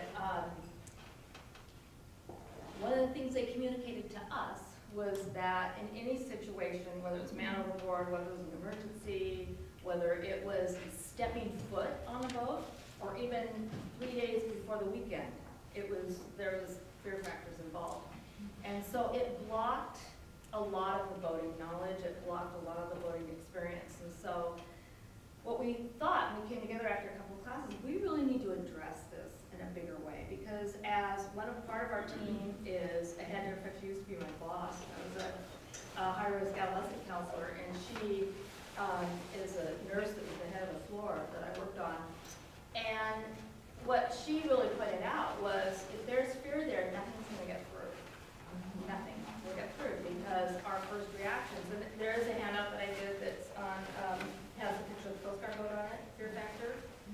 And so one of the things that we have instincts in our brain to survive, but fear is not a bad emotion, it's a good emotion, because it means something's wrong and some action needs to be taken. So when we have that fear, we're either gonna fight, flight, or freeze, and many of us will freeze, but that freeze is part of the flight. It's like, I'm not here, I don't know what to do, I have no clue. One of the things that was brought up about fear in the study of fear was that why is it when we've driven all our lives, we're driving on the freeway, and somebody comes up to us on the on-ramp, why is it we don't panic? We drive all the time. We drive and we know how to do it. Put our foot in front, calmly, usually, go to the left lane. Sometimes we don't do anything. But because we do it so much, it's repetitive, we don't have that fear that comes in. And so what we try to do is we bring an example like that up, and we'll say, now boating is something you don't do every day. And so knowledge helps with the fear, because when you know what to do, it'll alleviate a lot of your fear. And so there's 3 main things we get across, and that is, the first thing you need to do is to ground yourself. And this is all in the handout. But it's important to talk with women about it, not lecture to them, but to talk about, maybe in the very beginning of teaching this section is, what are things that scare you most? Someone will raise their hand, getting on the boat. What's another thing? Well, what if the weather comes? Well, what if this? What if that? Okay, there's so many steps. Knowledge will take a lot of that away. These are places I can find out the weather. These are signs I can look at in the sky that will let me know it's not a great day to go out. there's an example in here, but I want to verbally say it, and this is a really important thing, I think, for you to hear. It was really important for me to hear. And that was when, on a Aloha Hawaiian flight, where the, you know, the top peeled off. And one of the flight attendants watched her coworker get sucked out, and she was pasted to the bottom of the floor with how many hundred-mile-an-hour winds going through that cabin, and all her passengers with no, you know, with no roof over their heads. And she said, of course, immediately I was pasted to the floor. I was just frozen in fear. But she had grown up with her father, who was a Vietnam vet, and in Hawaii, and she kept saying, how did you do all the things? How did you save those men? How did you, under fire, how did you save them? Were you afraid? And he said, of course I was afraid. But the first thing I knew was that I needed to go back to my training, to my knowledge. Okay, why am I in this, how am I in this situation? What do I need to do? What have I been trained to do in my head? Because we know in our brains, if we are trained and we practice in our brains don't know the difference. They think they're there on the boat doing it. It's going over it and going over it. He said, so I knew my training kicked in, and I knew that I needed to take action or I'd be pasted here in fear, and it'll only go downhill from here. And he would tell her that throughout growing up, her whole childhood. So she was pasted at the back, and the words of her dad came back to her because she thought, okay, what do I need to do? My training? Okay, what was my training? Well, they didn't train for that. But you know, it was, okay, I was trained to take care of my passengers. So she said, immediately, she was fighting from seat to seat. Can you imagine how loud it was in her ear, screaming of the air going by, and screaming to each passenger, and any time, if she had let go, she could have been, you know, thrown back violently. Screaming and concentrating on her training, what she learned, taking action, moving, and saying, you know, put your life jacket on. It's under your seat, and she'd have to scream at them. Put your life, you know, each person working her way up the cabin. And then she worked her way back, making sure that don't inflate it. And then she went back, and then she came back up for the crash position. I mean, and she said, I didn't have time to be afraid because I had good training. I repeated it, the training. Never had an emergency for 10 years, but I repeated that training and I went over my stuff. And so that's a really good example for people to understand that you take action. So we'll talk about that with the women, and we'll say the important thing is when you go through the things we're going to go through, such as the man overboard, that you don't just put this book away and go, okay, that was good class. You know, it's go out in your boat, go with your partner, practice. You know, what would happen if it, like somebody said, was it your husband that said, what if? Yeah, practice the what ifs. Yeah. The what ifs. Okay. That's really important, and that's what the flight attendant's training was. Okay, so if this happened, in the event of that, and she said, you know, she wouldn't let that fear go in because that was her training. And so those are the kinds of things that if you can relate it to a story that they could go, oh, that would be so much worse. I'm going to get out in that boat. I'm going to do that. So one of the reasons that we freeze is because in an emergency, you know, the brain is, okay, I need to do something. But if the first thing the brain comes up with is, I don't have a clue, we're going to either stay frozen or we're going to, like her dad would say, it's going to go downhill from here. And the situation many times will snowball. And we'll give examples of that throughout what we do, of how situations can snowball and get worse. And you see that in boating and flying and everything, how one situation just snowballs onto another. And so, and we put down something that you see in the second pair in the back of it about Lady Gaga. We're in tab 4, and it's slide number 3, and then it's the Age papers after 75 that. and 76. Age 75, 76. Yeah. So I give that example so you can kind of go through that. And then be Lady Gaga, ground yourself. Her grounding herself. And we always recommend to our women, ground yourself by what's happening, what do I need to do? Those questions. What's happening? What do I need to do? Okay. You know, my husband just fell over with a heart attack. What's the first thing I need to do? And because of the information that we communicate, they'll know the first thing they need to do. You You know, is he Yeah. breathing? I mean, we'll go to him first and we'll talk about that in a minute. But, you know, they'll know the steps that they need to do. So grounding, give them a statement. And the grounding thing is various to different people. You may already have some tools that you use to calm yourself. So the deep breath is a kind of a semi-universal one, but that doesn't work for everyone. So the mantra, what do I need to do? That's it. Take yourself into the reality.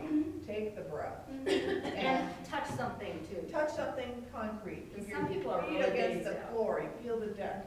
Be in the now, because if you let yourself panic, then I mean, I'm a chemist, so she laughs at me when I had to include that other little part, but basically it's the chemicals go into your body and they shut down your brain and throw all the stuff, all the blood into your hands and your feet.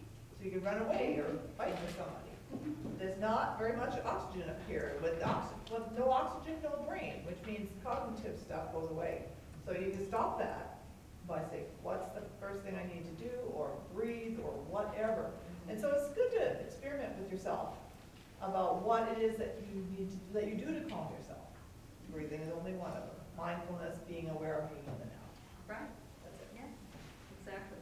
So the other, oh, okay. And so the other thing that is the second part of that mantra, which is, and what do I need to do? That's assessing, you know, what's happening here. You know, it's, so if it's a person overboard, it's, okay, what's my training? What's my training for that?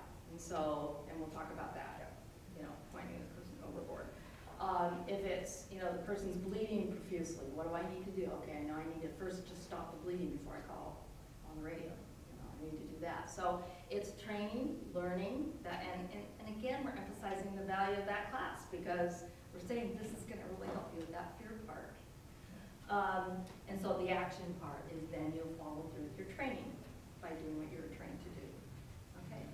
So I think there's a lot of material here that you can read, but basically It's is background. to communicate to everybody and to let them know, like Catherine said, that individually you'll have different things. My thing is usually not freezing. I've been in a couple of emergency situations, one with flying. It's usually not, you know, freezing, but you know, I get hyperactive, and I know that about myself. You know, and I'll do things that are really not necessary. You know, I might be lining up the glasses. It's like, no, you need to do this. So I'll know myself. Okay, ground, and what needs to happen now? I need to stop the bleeding, or I need to point and yell man overboard.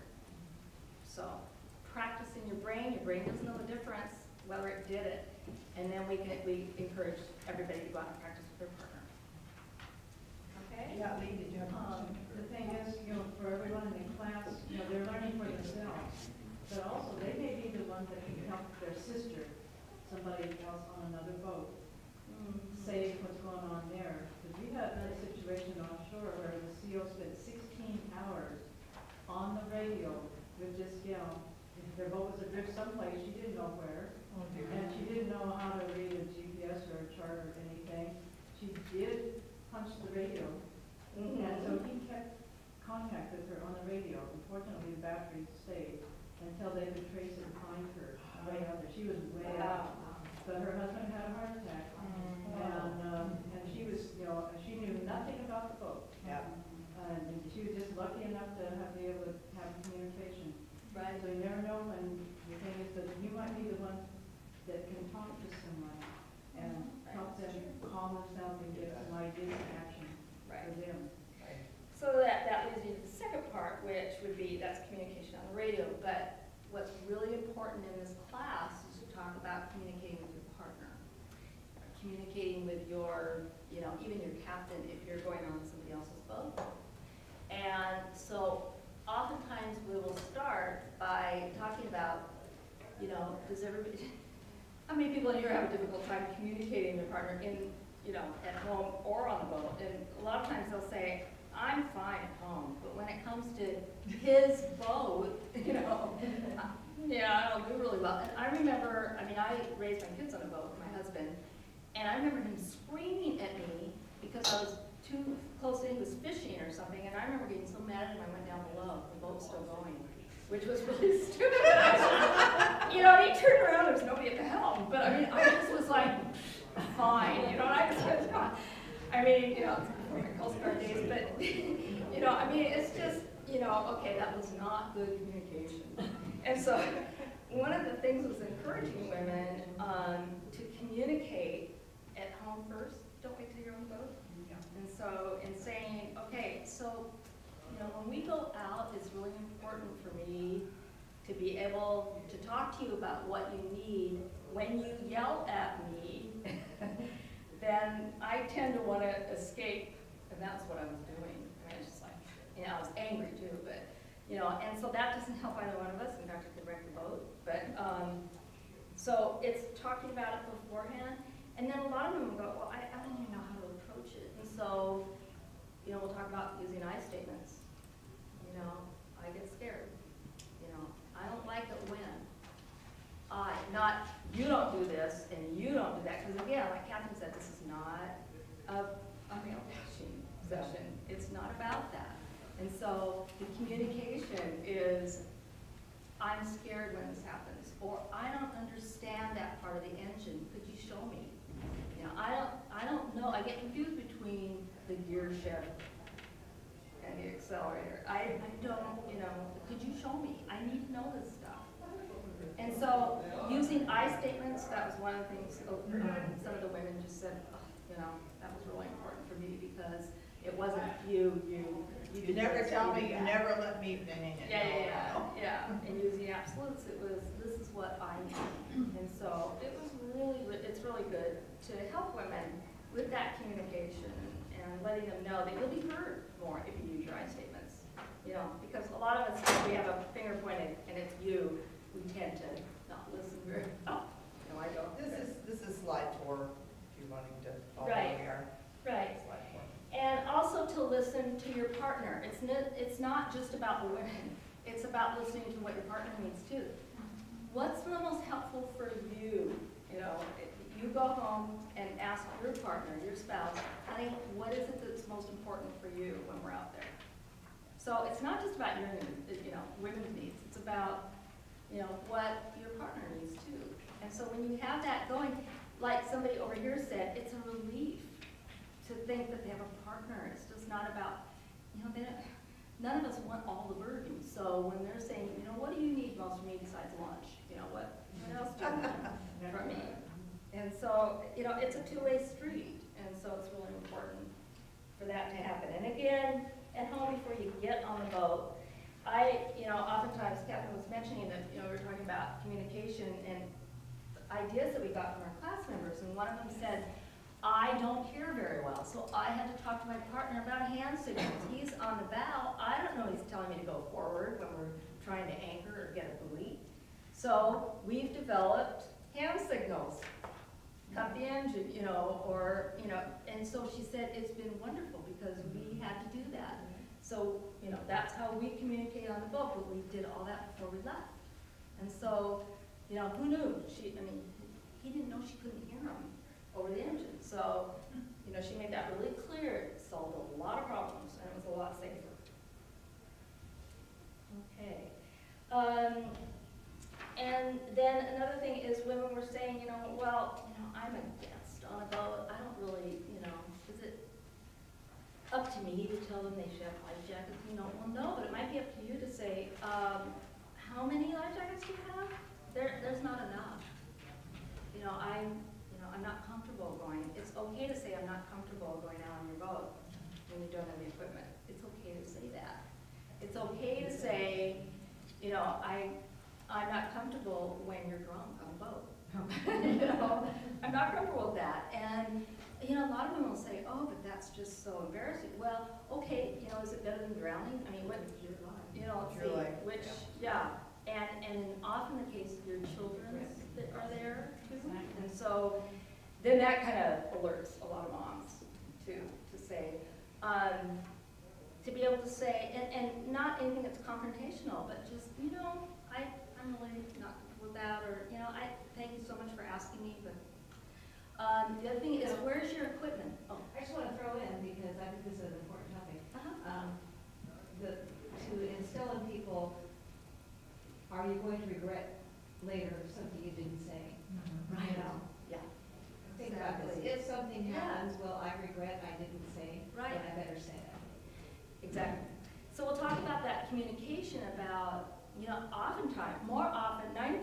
time, someone who's asked you on the boat is going to really appreciate you saying, okay, so where are the life jackets, extra life jackets? Yep. Now, where's the radio? Okay, and could we just kind of walk around and so you can orient me to your boat? Yeah. We have to do a crew briefing in the HOP program. Exactly. Right, have a crew briefing anytime we Absolutely. use stuff. Right, right. But these women who come to this class, they feel bad about saying, you know, you don't have life jackets. You know, and so I mean, there are a lot of women that are afraid to speak out and say, you know, I need to know what life jackets are, where are they? You know. Bring your own. Yeah, bring your own. Yeah. I've only been married to my husband about 16 years, I think. But when we were dating, he had a boat. And we were gonna go to the Yaquina Bay Bar. We're gonna have this lovely time. And I've already got a list of fears you wouldn't believe, like, I don't go on a boat over the bar with just anybody, you know. Right. So I, you know, if I said, do you promise to bring me back? If I get scared, do you promise to bring me back, whether my fears are real or imagined? Right, terminate the voyage, yeah. Yeah, and he said yes. So I thought, Good. okay, we'll have another voting date if this works out. you know. Good. But you said something ahead of time. Yeah. So that was really important. That's key. Yeah, you spoke up, so that's great. And so in asking that, it's great. Oftentimes, you know, and we'll get into this, but oftentimes, and it's in your notebook, oftentimes, you know, I like ditch bags, as we were talking about earlier. And so, you know, I'll just say, you know, do you have a ditch bag, or do you have, you know, and sometimes, a couple of times I've been asked on a boat, I'll bring a little gift, part of a ditch bag, you know, because I've gotten a couple, you know, I have like 8 in a case of these waterproof bags, and I'll go, oh, a little gift, you can put your ditch bag together. A what? You know, and so it just helps people to start thinking about it. The federal regs in the back of that, and also in the Oregon Voters Handbook, there's a pre-departure checklist. Yep. Right. That, Yeah, we have one. to use. Just like in flying. Yeah. Yeah, right, that's good. So, okay, so the communication, I think that pretty well, Yeah, I think that. have covered that, don't you think? Yeah, that's good. And just the handle that's right behind it is some questions you can ask about your boat, because so often women don't know where to start to ask any questions. They don't even know the names for things. How do you begin? Now, I wrote this list 4 years ago, so I'm sure it could be changed. And so feel free to add other questions or take some out, because it's just to use as a tool for women who are anxious, for them to start being able to talk about things on the boat. And in a conversational, actual interest, I'd like to know this. And so that's a piece of paper for them to take home and talk about that with their husband. Just to follow up, somebody mentioned the safety checklist, pre-underway safety checklist, and so did you over here. It's right behind slide 5, H19, pre-departure safety checklist to discuss with all passengers. So here you go. I mean, I'm not saying this is the be-all and end-all, but this is something most people, we forget in the auxiliary. Most people don't think in an organized fashion about this kind of stuff. And so we're taught, especially for crew in Thompson, that this is the way we do it. And many good boaters certainly have their underway engine checks and all that. You better do that if you're going to go out. But not always the safety stuff.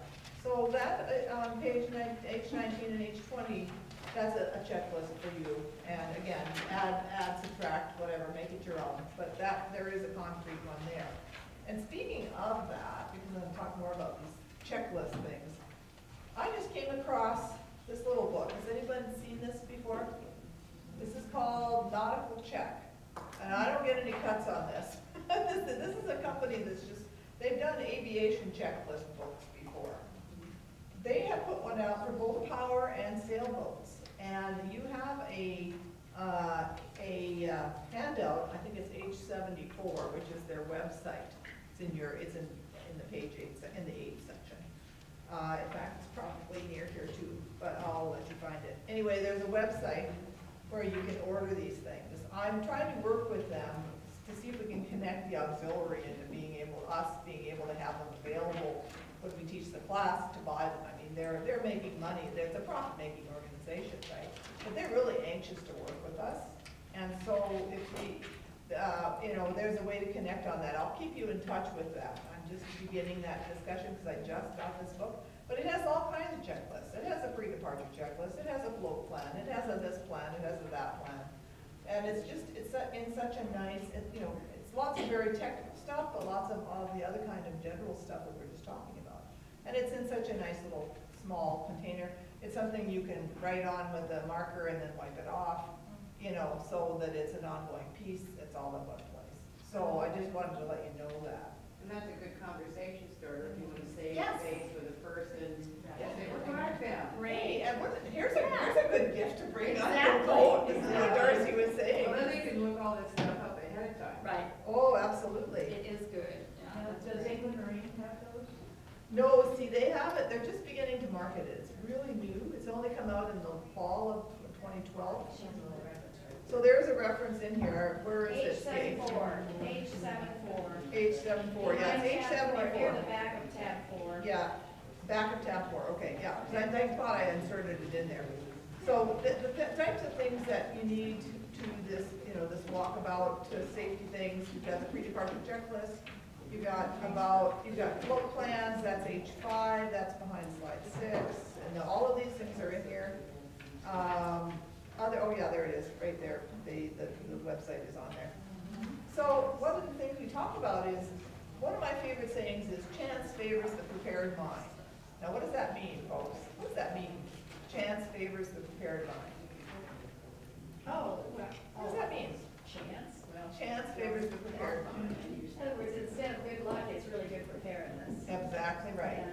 Yeah, Louis Pasteur said that. I'm a chemist, so he is a chemist, that's why it's my favorite saying. But anyway, it's the idea that if something's gonna happen that's a surprise, if you've thought about it before, you're gonna do a lot better, and this is what Darcy's just been talking to us about. Prepare, prepare, prepare. Practice, practice, practice. And that's why hands-on is so important. We haven't been doing a lot of hands-on today, but we do a lot in the class, so just so you know that.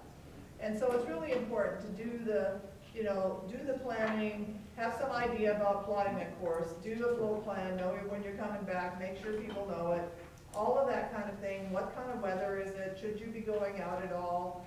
We, again, as auxiliaries, do a GAR. Is this this mission, should we go? What are the environmental conditions? What's the medical conditions? What are all of these different things? Well, a lot of them are relevant for our pleasure craft missions. And we don't think about all the pieces that are a part of a successful mission. But planning, how you're gonna get there, when you're gonna come back, knowing when the sunrise and sunset is, what are the tides, all that. Yeah, did you want to say something? Did you include that in the know your boat part, so that's part of it, be prepared, is that by the radio, or are we gonna put that later? The part that says, when you're calling on the radio, so you know, this is the description of my boat, this is the light, Yeah. this is the color, this is the. Yeah, that's a little bit later. Is it? Okay. But yeah, the thing is, there's 1,000 ways to arrange this material. And a Yes, lot of I times know. we jump ahead and jump back, So I just didn't But know yeah, if it is that- important to that's have part of preparing. the description of your boat, the name, the whatever, numbers and so on, right there, so anybody can talk on If the you have radio. a smartphone, you can take a photograph of it and send it before you leave. Oh, what a good idea. You've got sensors. That's a cool idea. I was gonna say, the other part of the GAR is that in the interest of, everybody is responsible for the safety of everybody on that boat. Yeah. Yes. The pre-discussion should be, anybody can call for termination of voyage, Yes. depending on circumstances. There's your communication. That's correct, yeah. Yeah, I actually usually do mention that in the Coast Guard we are taught that we can challenge the captain. If we feel that the captain is making an unsafe decision, you can mention it once. If he or she does not respond, you can mention it again if you really continue to feel that way, and you can take over essentially. Not mutiny, but you can say, no, this is unsafe, we need to return. So it's important to know that even in the Coast Guard, that's provided for. That you can challenge if you think it's putting the mission in danger, your people and your mission in danger. Yeah. Okay, so that's basically slide 6, talking about different things, and you can go through, demonstrate as much as you have time for about the cruising guides, the current tables, why all that stuff's important. I don't know, I mean, again, that's because of my voting experience has always been since auxiliary. I honestly don't really know what people do who haven't been in the auxiliary, but I suspect it's not that thorough to think, oh, it's a nice day, let's go out. There's a huge range. I'll do that. Huge range. There's There is. people who navigate with their placemat, and there's people who understand navigation. Yeah. They buy boats, get the keys, and they turn it on and go. Oh, yeah, they throw the anchor off. Yeah, scary stuff. So anyway, that's that section. There's a float plan there. There's this booklet that I told you about. There's some stuff about charts. This is all some handouts that the students get. We talked a little bit about weather, again, very minimal. I mean, you know, you can do a course on every one of these things. Yeah. So we're just hitting the highlights, and people will ask questions if there's something burning, but we can't spend a lot of Question about time. your handouts for your students. Do you put all the handouts together in one little packet so they have them? That's right. It's all done at once? It's a little notebook. Yes, it's Okay. it's tab 8. This is the student handouts. Everything behind 8 then? Everything behind 8. You photocopy that, except you fix the setting and And command on it. Catherine has done a thorough job of this, but what it's done, what she's done really is made it not so dry by having it all PowerPoint. Right. Because you've got these handouts and you can follow the slides, you don't have to read the slides and what's going on. No, so then they can look at It's so boring. the handouts, and you Right. talk about it, you discuss it, and they ask questions. And So they it's- were referenced later. And they have it, they take it home, and, you know, I've thought, is it really worth spending all this time and money on these handouts? And yet, you'll see in the evaluations, they mention handouts, awesome handouts. I've had people call me, email me, say, I organized everything after the class, I got all in the binder. We don't give them a binder, but their whole, I have 3 hole punches, it's punched. So they have the opportunity, and it's all there. Okay. Yeah, thanks for asking that. Okay, and then just some other stuff about bad weather. So that's all we want to talk about there. The next big one that we do is after tab 5, which is the hypothermia, the cold water boot camp. How many have seen cold water boot camp? Quite a lot of you? Yeah, it's really, really important resource. Impressive. It's something, we've done it a variety of ways. One time we started with it, a couple times we started with it before we did anything else. It really caught their attention. Oh my gosh, we didn't have, we had the life jackets over there, but we didn't have on. I mean, it's really a comment. So you can get this, if you Google cold water boot camp, you'll find out where you can order it. And there's also Beyond Cold Water Boot Camp. So that's even more detailed. There's a lot of stuff about actual rescue, taking people in from the water. The second one's Beyond Cold Water Boot Camp, but it's much more detailed. We use the 10-minute version in here, and what it shows you is what happens when you think, I can swim, I don't need a life jacket. Not in these waters, you do. You can't survive. The 110 run rule, you got 1 minute to get your breathing under control when you fall in without your life jacket. You have 10 minutes of useful swimming after you stop breathing in the water. And then you're going to start losing motor control. And you have about 1 hour before hypothermia starts coming in. You won't die from hypothermia, probably. You'll die because you drowned, because you panicked when you went in and you couldn't get your breath under control, or your arms cramp up, you can't swim. So it's sobering. And Professor Popsicle is in here. It's kind of fun because actually Professor Popsicle, who's done all the studies, is actually a Canadian. So our Canadian women just love this because this is studies from the University of Manitoba, but done with U.S. Coast Guard folks. So it's great stuff, really good material, and it's great for rescue people. So the women see these like brawny, fit, marine guys, people, right? you know, getting in the water and they're just like, And they can't help it. They're drowning. It's impressive. Yeah, it's really good stuff. So that's important. We spent that time, we do a lot of talking, and that makes a big impression. And then right behind that, page 9, is a handouts page. I just stuck it in here because here's one of the places, these are a couple places, the websites that you can go to for those 2 videos. You can get it on YouTube too, but it's nice to have the actual thing. And you can embed it right in your PowerPoint if you want.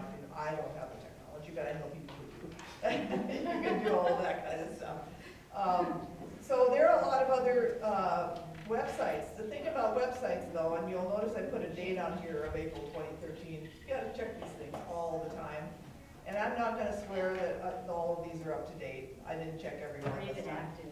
They're dead, whatever, but you get, you know, you can put together your own handy websites. And what I'm gonna really recommend on the back side, on page H46, is the voting safety tips. This CaptainMike.com, he's from Seattle, and he has amazing stuff. You'll see a lot of his material that I've included in the handouts because it's so clear. And you've got about any question that you want, he's got written something about it.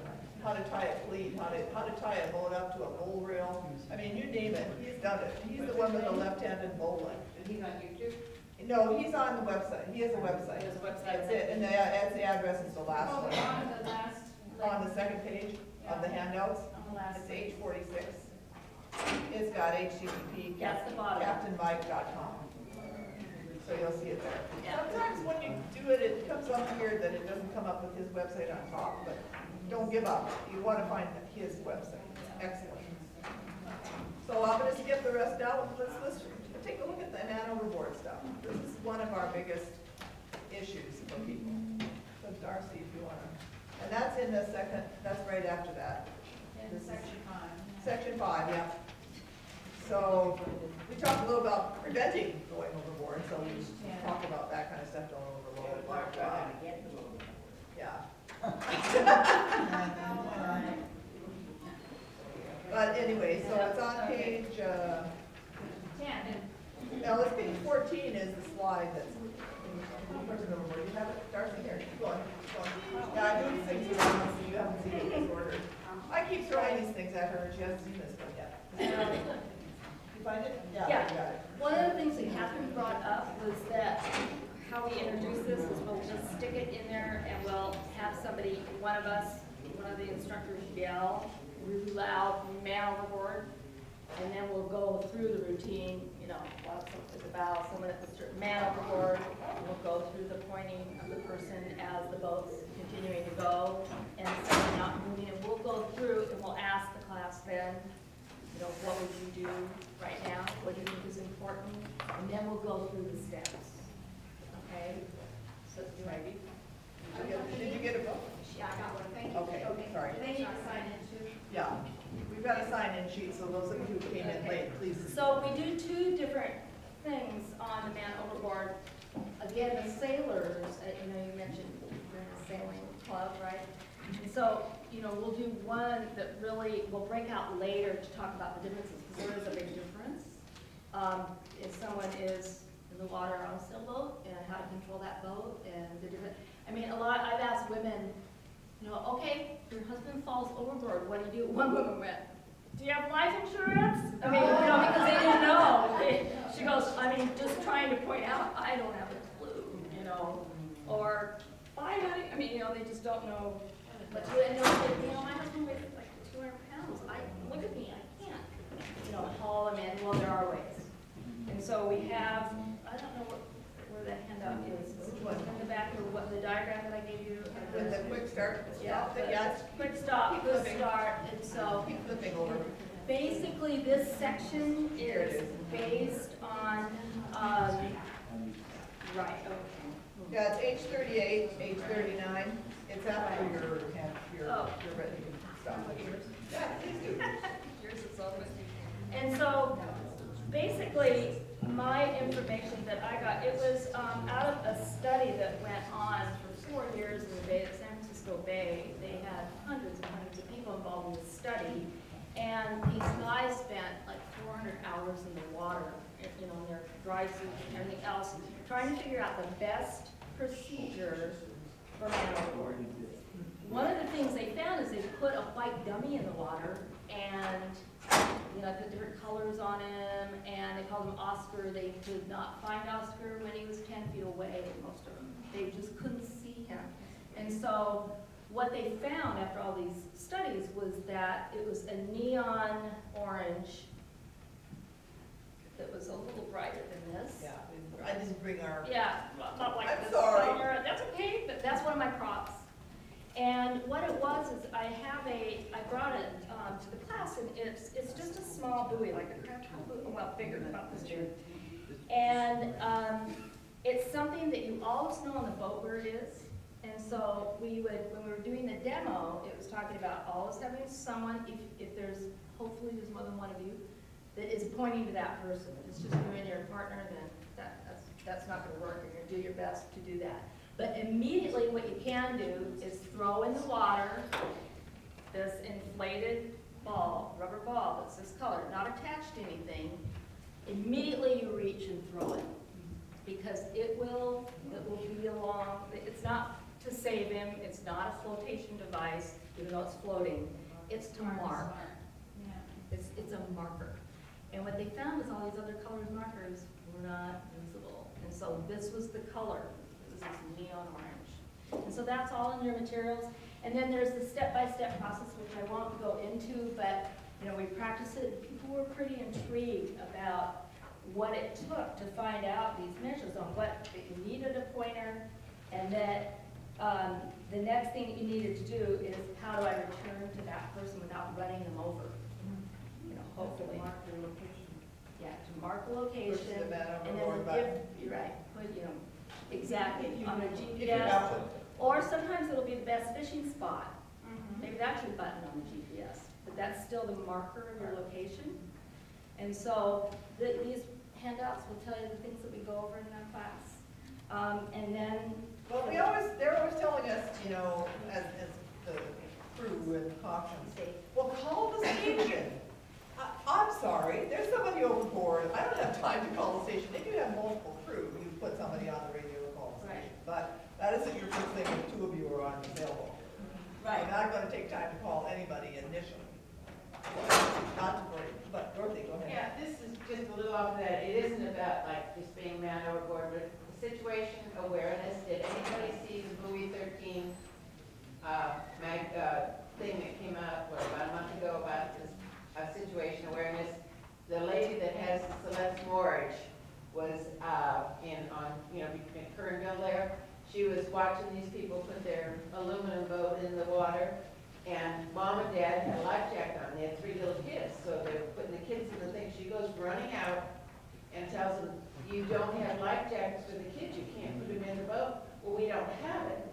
So she said, "Well, I've got them in the moorage." So she brought them in, put them on, and they got out under the bridge, and maybe 100 yards past, going out into the bay, and she couldn't see it, but all of a sudden the boat sank.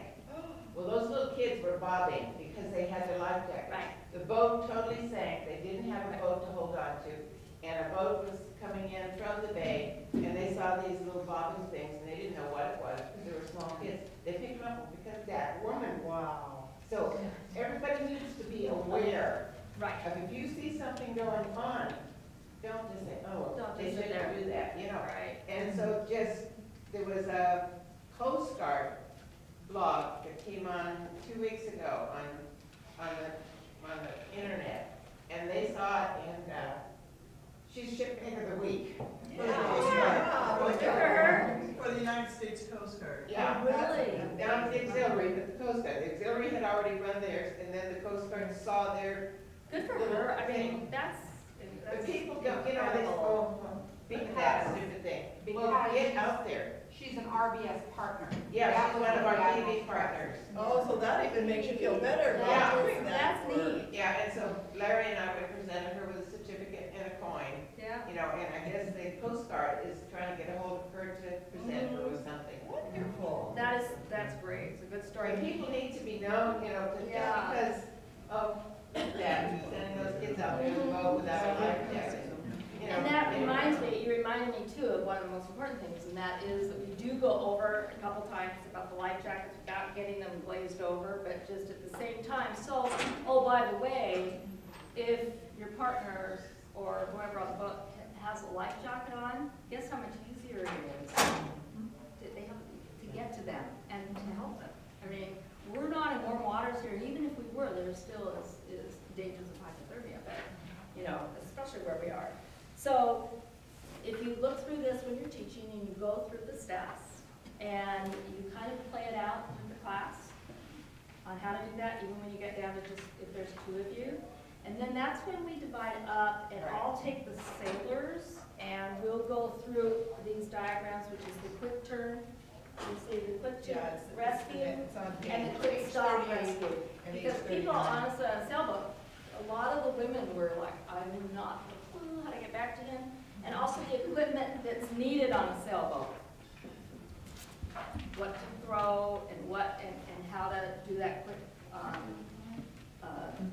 crossbow on your cleat for something to hang on, and what to throw off to them, etc. So we have different, Catherine will do the power boaters, or whoever. Yeah, we do the same thing in terms of, we go over the steps, we just have them repeated a couple times, so that they've got the steps in mind.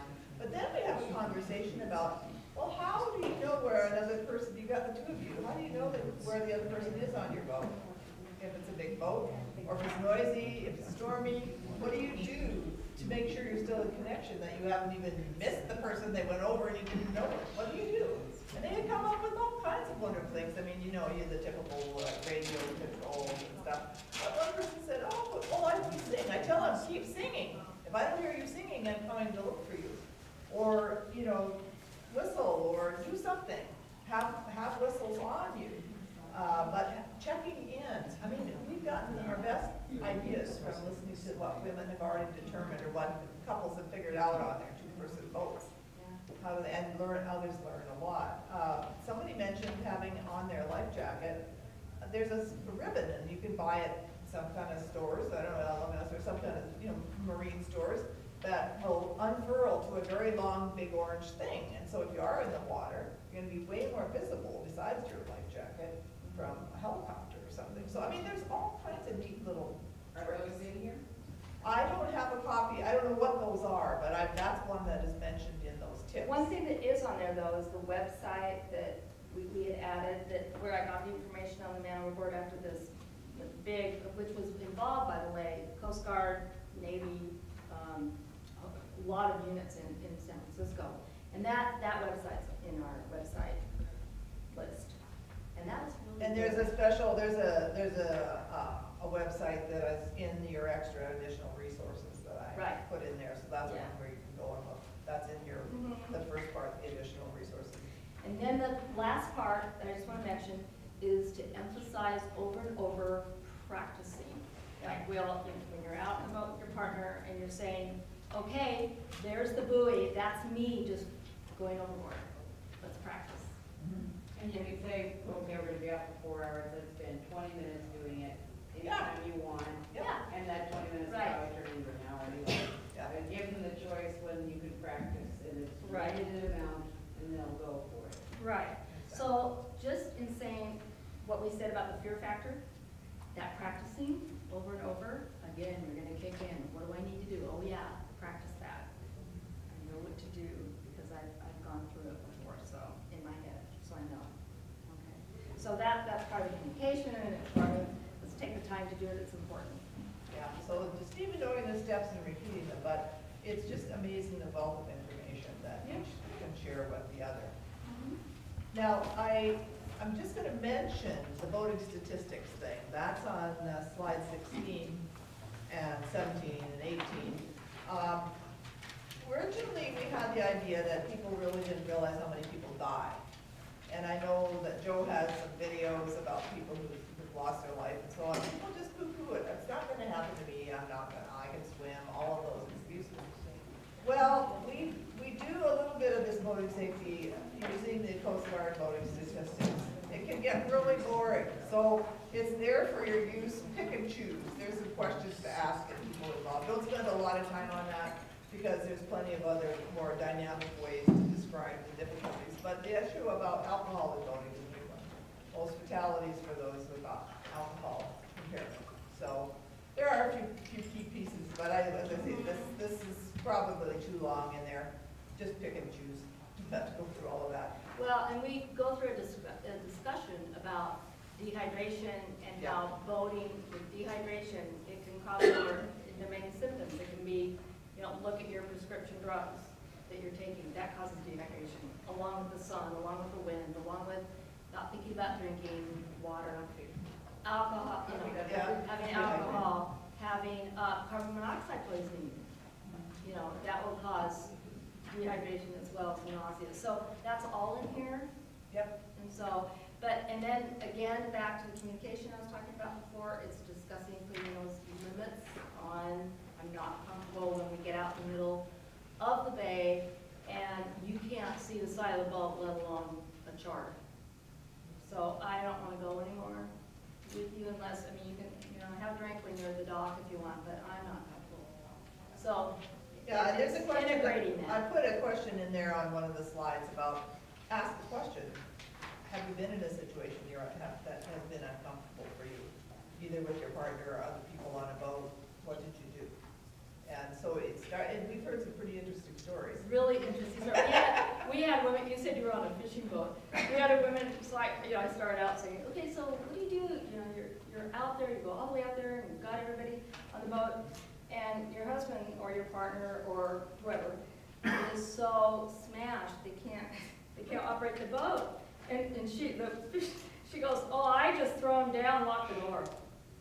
They were, all kind of took us by surprise. We were like, okay. She was very no nonsense. That's one way to handle it. But it's interesting what people come up with. That was in Alaska. That was like commercial fishing boat in Alaska. She said we took them and we threw them in the cabin. Oh, were you in that class? Yeah. Oh, I think you were in that class. Yeah. We took them and threw them in the cabin and locked the door. And locked the door. That's right. I loved it. Yeah. She knows the rest of the boozers in that little cabin will get it. Smart. Oh, yeah. Well, the thing is, it gives people permission to talk about stuff, you see? These are kind of taboo subjects, so it gives people that you get one story, now you have to cut stories, but some of them are so important that it helps to break the ice and help other people see it. And again, it's not men bashing. I just want to overemphasize that. It's not about that. It's about anybody. Putting limits on anybody. Putting limits on it. Yeah. I'm just mentioning slide number 19 because it's something that's relevant for our area, not for most of you. It's a cross-border, bunch of cross-border stuff. If you come up our way, it'll be relevant. You may want to just delete that one off of yours because it's not relevant, but just a couple of things. If you ever cross the border into Canada, there is a sheet, I'm going to find it here. Well, there's Canada's Safe Boating Guide, which is interesting. That's age 13. That gives you an idea of what the rules are in Canada, and they're pretty impressive. And then you look on, okay, it's actually the one right after that, age 16. Do you find it? It's in the tab 5 area. Okay, simplified cell phone recording for private voters. If you are crossing the border in the Canadian border from the U.S., the moment you cross, this is a change. It used to be, we thought that, if you would cross the border but you hadn't any intention to land or meet up with anybody on the water, you didn't have to call. Not true anymore.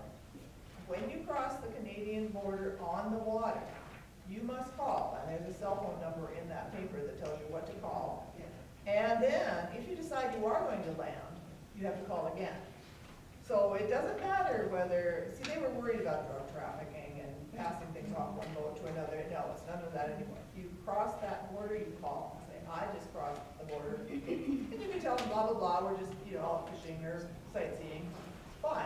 But if you do decide to land in Canada, then you have to call again. Kathy, so that's even if you're driving straight for Prevost Harbor, you still has to... If it's all the way through, like you're going, it's not you're from A to B. No, that's in transit, that's okay. Okay. That's still okay, but if you're just crossing the border with no particular destination, you're out for a nice day, you gotta call them. No, the transit thing is still in. Okay. The transit's still, if you're going from A to B, and you can go through Canada waters to get back into U.S. waters, it's okay. But if you're just there for the day, going fishing or whatever, you have to tell them. However, Pam, some of the new information that's coming out is they're talking about setting up something where it'd be like a flight plan where you do need to call ahead that you're going to be there. Mm-hmm. And so that hasn't gone through yet, but that's in the process. That'll probably happen.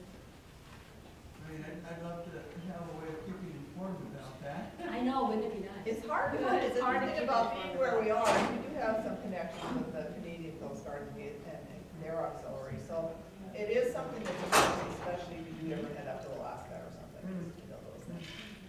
There's a bunch of bunch of other sections now that we're gonna skip over because of our time, and you already know this stuff. I mean, about what the different parts of the boat are. Again, we have women that have no experience on boats, and we have women that are very experienced on boats. So we always throw a few terms in, ransom, and the pointy end of the boat, things like that. so that we get some language that we can all understand. So we'll skip through that stuff and talk about the, basically slides 22 to 20, well, 20, 2021, the 22 to 25, something about the starting the engine. What does the GPS do? Some more things about charts. They're in here. So you can just quickly go through that. Just an overview of what a boat is, what are some of the important things on a boat that you should know about. And so I want to just skip then to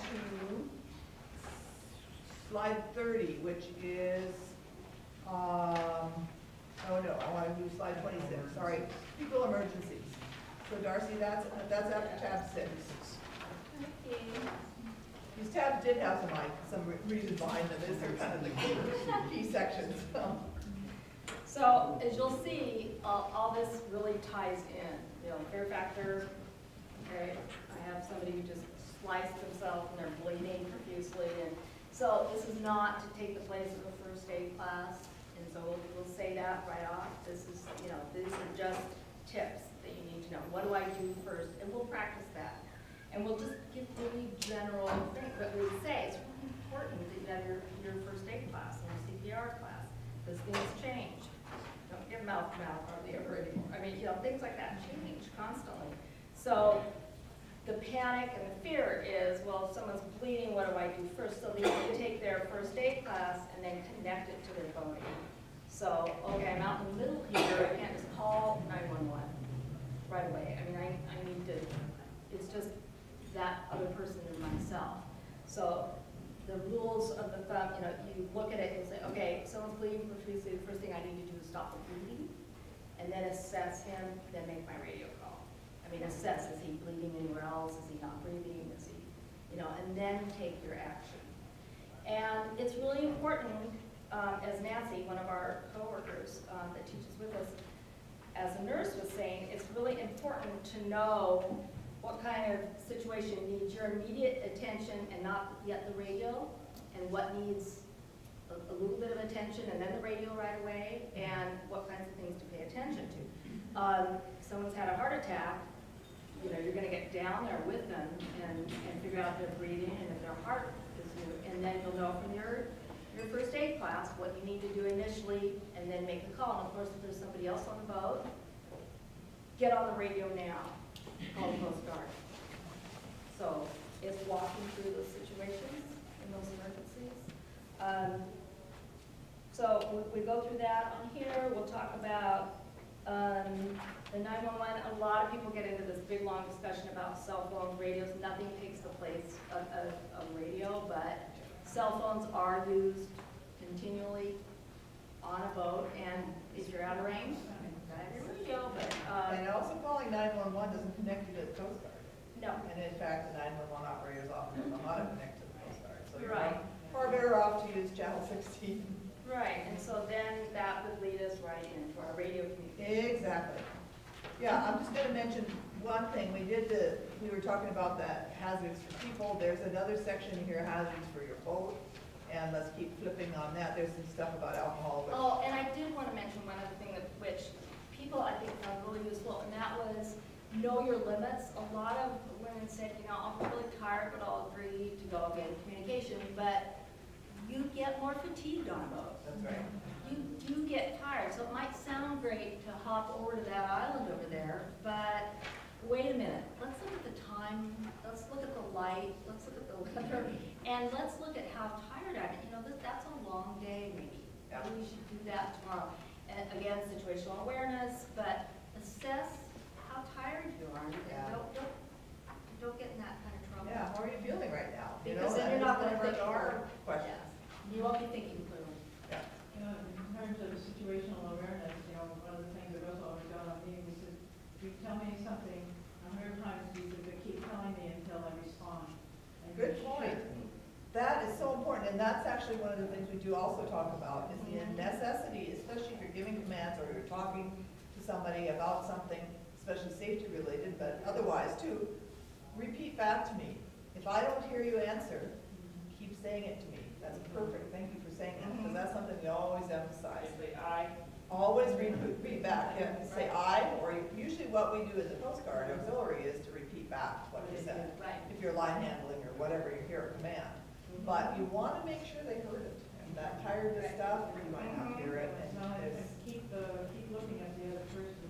Right. Are they with you or are they focusing? Yeah, those are things you monitor on the boat. Yeah. And you ask your passengers to be lookouts for stuff. Right. Around it, ramparts, there's nets, there's rocks, there's stuff everywhere. So it's not just like, okay, I'm sitting back now, I'm reading my book.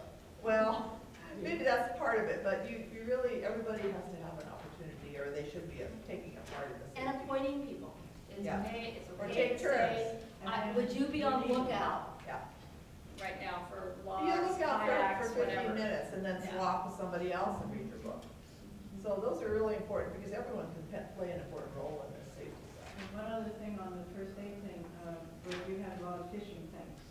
If somebody gets a fish hook in them, that they should not pull it out. Yeah. To leave it in, and things like that. In fact, we have one guy, it was rough out, and his buddy had a gap, and the boat listed, and he put the gap in the guy's head. Yeah. He buried it in his skull. He Ew. had to leave it there.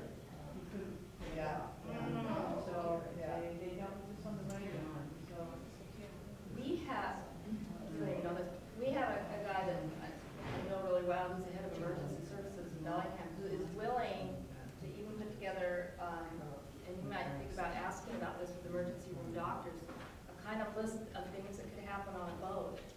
Oh. And as class specifically oriented to that, first aid, things like that. That's a Don't move a hook.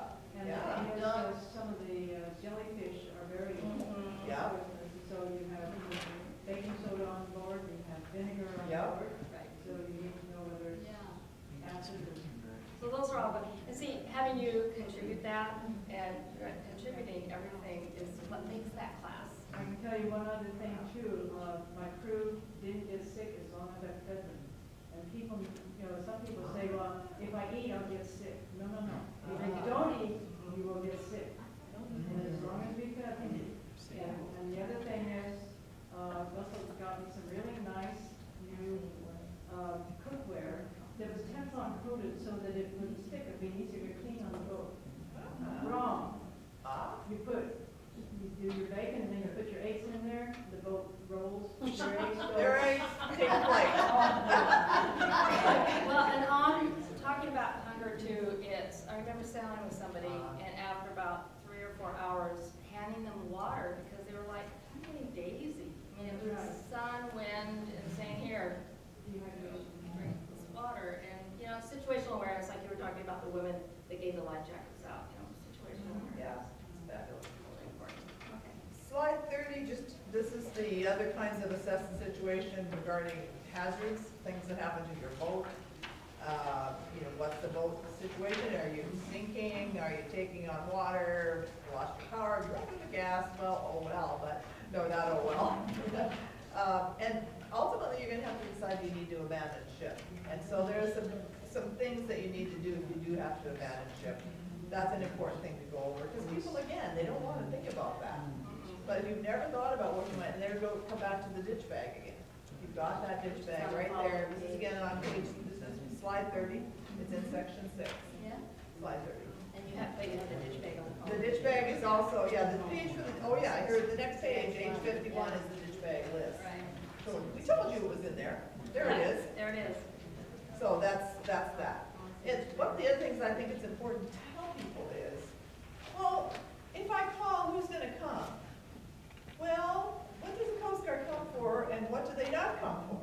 Well, they do not come to bring you gas. No. They do not come to tow your boat if it's broken down because of the issues with the towing services and so on. So it's important to differentiate between what you can expect from the Coast Guard and the auxiliary and what you can't. So the Coast Guard will help you find a friend or to help you out. Yeah, no, go ahead. This is some misinformation, and I'll explain why. Okay. One, in the area you are in locally, if there is a commercial salver there, yes, the Coast Guard. Oh, yeah, no, I know. But Right. It depends. if there's. Depends on how far away they are, but the Coast Guard will. You're right. That's Well, correct. Not quite, because when I voted out Valdez, there was no commercial salvors available, but they would still put out a mark looking for volunteers first before they. Yeah, they'll look for volunteers first in the area, boaters or friends or whatever, try to Or put if you you're in getting, touch. or if you're getting into a situation where it's dire, you know, you're headed Well, for then, yeah, then they'll big intervene. problems, then. As things are breaking down, you're getting near the shore and it's getting dark Yeah. and whatever, you have babies on board. Obviously, everything is gonna be taken into account, but don't If the expect that auxiliary first. is there, the auxiliary can take over. If they come upon you, yes, they can. They can take charge if they come upon you, but if they have been sent there by the Coast Guard, no, then you have to sit by and assess the situation the same way as the Coast Guard does. So if you happen to be just out there and on patrol, you can take somebody in tow if it's safe for you and you've been trained. And you can tell the Coast Guard you're gonna do that. But if they don't give you direction on that, but if you are sent there because they know somebody's in trouble, you have to take the direction from the Coast Guard. So it's complicated. Anyway, people get mad because the Coast Guard doesn't rescue them all the time. Well, But they we- will do their best and they will if you're really in danger. But we give out information too, because there's towing services that you can subscribe to, Yeah. that's so much a year, and they'll say, well, you know, you'll pay that a year, but in one tow, you paid for it, you know, so, you know, we give that information out, you know, as much as we can. Darcy mentioned life jackets, and as you know, there's, I forget what page it's on, there's a list of type 1, it's on page 33, I think, yeah. Well, you may know, I think, that they're changing all that, type 1, 2, 3, 4, 5, it's going away, and now it's gonna be based on weight and what it's good for offshore, far away, and, you know, we know the things about it turns people up 90% of the time, or it doesn't, etc. But what we do is have tons of different types of life jackets, including the seat cushion and whatever. How would you even use that? So we have people come up. And this is a discussion. We don't talk about type 1, 2, 3, 4, 5 life jackets. We put on everything imaginable, try to have some of each kind, have people put them on, the float coats, even the orange suits, if we have some of those. There's still some of those around. Not the dry suits, that takes too long to get on. But what we always do, well, I'll send a volunteer. Is there anybody who has never pulled the button on their inflatable that would like to try? Okay. Dorothy, you want to try it? I would just answer never. No, but I mean, is there somebody who's dying to know what it feels like? I mean, it doesn't matter. I'm open. We always have somebody. Did you want to try it? Come on up.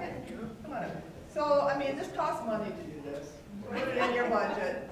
You have to replace the CO2 cartridge. Here we go, my dear. All right. This is always the favorite one. They're so excited because we never got a chance to see what happens. Yeah, we'll all enjoy it. Now, one thing about this, okay, is that generally life jackets, you know, need to be fit tight. And so, You don't want it tight. but this one, no. This one has to be loose. In fact, this should be looser because what it does is it puffs up so much that you will feel very uncomfortable. I mean, you don't want it so loose it would come over your head when it's not inflated, But this one, you have to have more space in it. So that's the way you wear it, is loose, because the thing, when this thing blows up, it's big. I've seen someone that have it happen in the water, and it's like. You can't see anything, Yeah, you're looking at the sky. it really That was my works. first time. Yeah, really works. It really works. So, but regular life jackets, of course, you want it to be snug, you want them to put their hands up like this and then tighten it tight so that it won't go over. So this one is a dual one. Oh, well, I should have told you before. Before we do that, you will walk up and down and go out. You should always check when you're doing your vessel exams, the cartridge. Come with me, my dear. We will show you. See? This one is, this one says it's green. So walk up and down so they can see. This one is good. The cartridge is good. Thank you. She is good. I like this. Yeah. This is on the video. This Wow. is great. But we need, every time you do it in a vessel safety life jackets, make sure these inflatables, people don't even know what's inside there. They don't even know how they work. Yeah. So it's important that they recognize that this is in here, and they're different ones look different, but if it's green, it's good, okay? So now we will then put that away. Did they see the green? You did see the little green button on this one? Different ones look different. Yeah. Okay. So we will wrap it up. Notice the color too. Yeah, notice when it pops open, then you got the nice Yeah, yellow. and you have so- your reflector. And the reflective tape, so that's it. Wait till the baby birds now. I know, yeah. Okay, so we'll put that all back in there, good and tight. Okay, now this is a dual one. This is one where if you go in the water, it'll go off, or if you pull it, it'll go off. So my dear, go for it, Paul, it's Paul, right? Paul. Hey, just a minute. Oh, wait, he's gonna You tell us when you're ready. You ready? Is that good? Okay, Paul. Okay. He's ready. So you go ahead, Paul. Yeah, You so tell me how much. Oh, great, okay, Pull it. ready? Yeah, pull it. Pull it.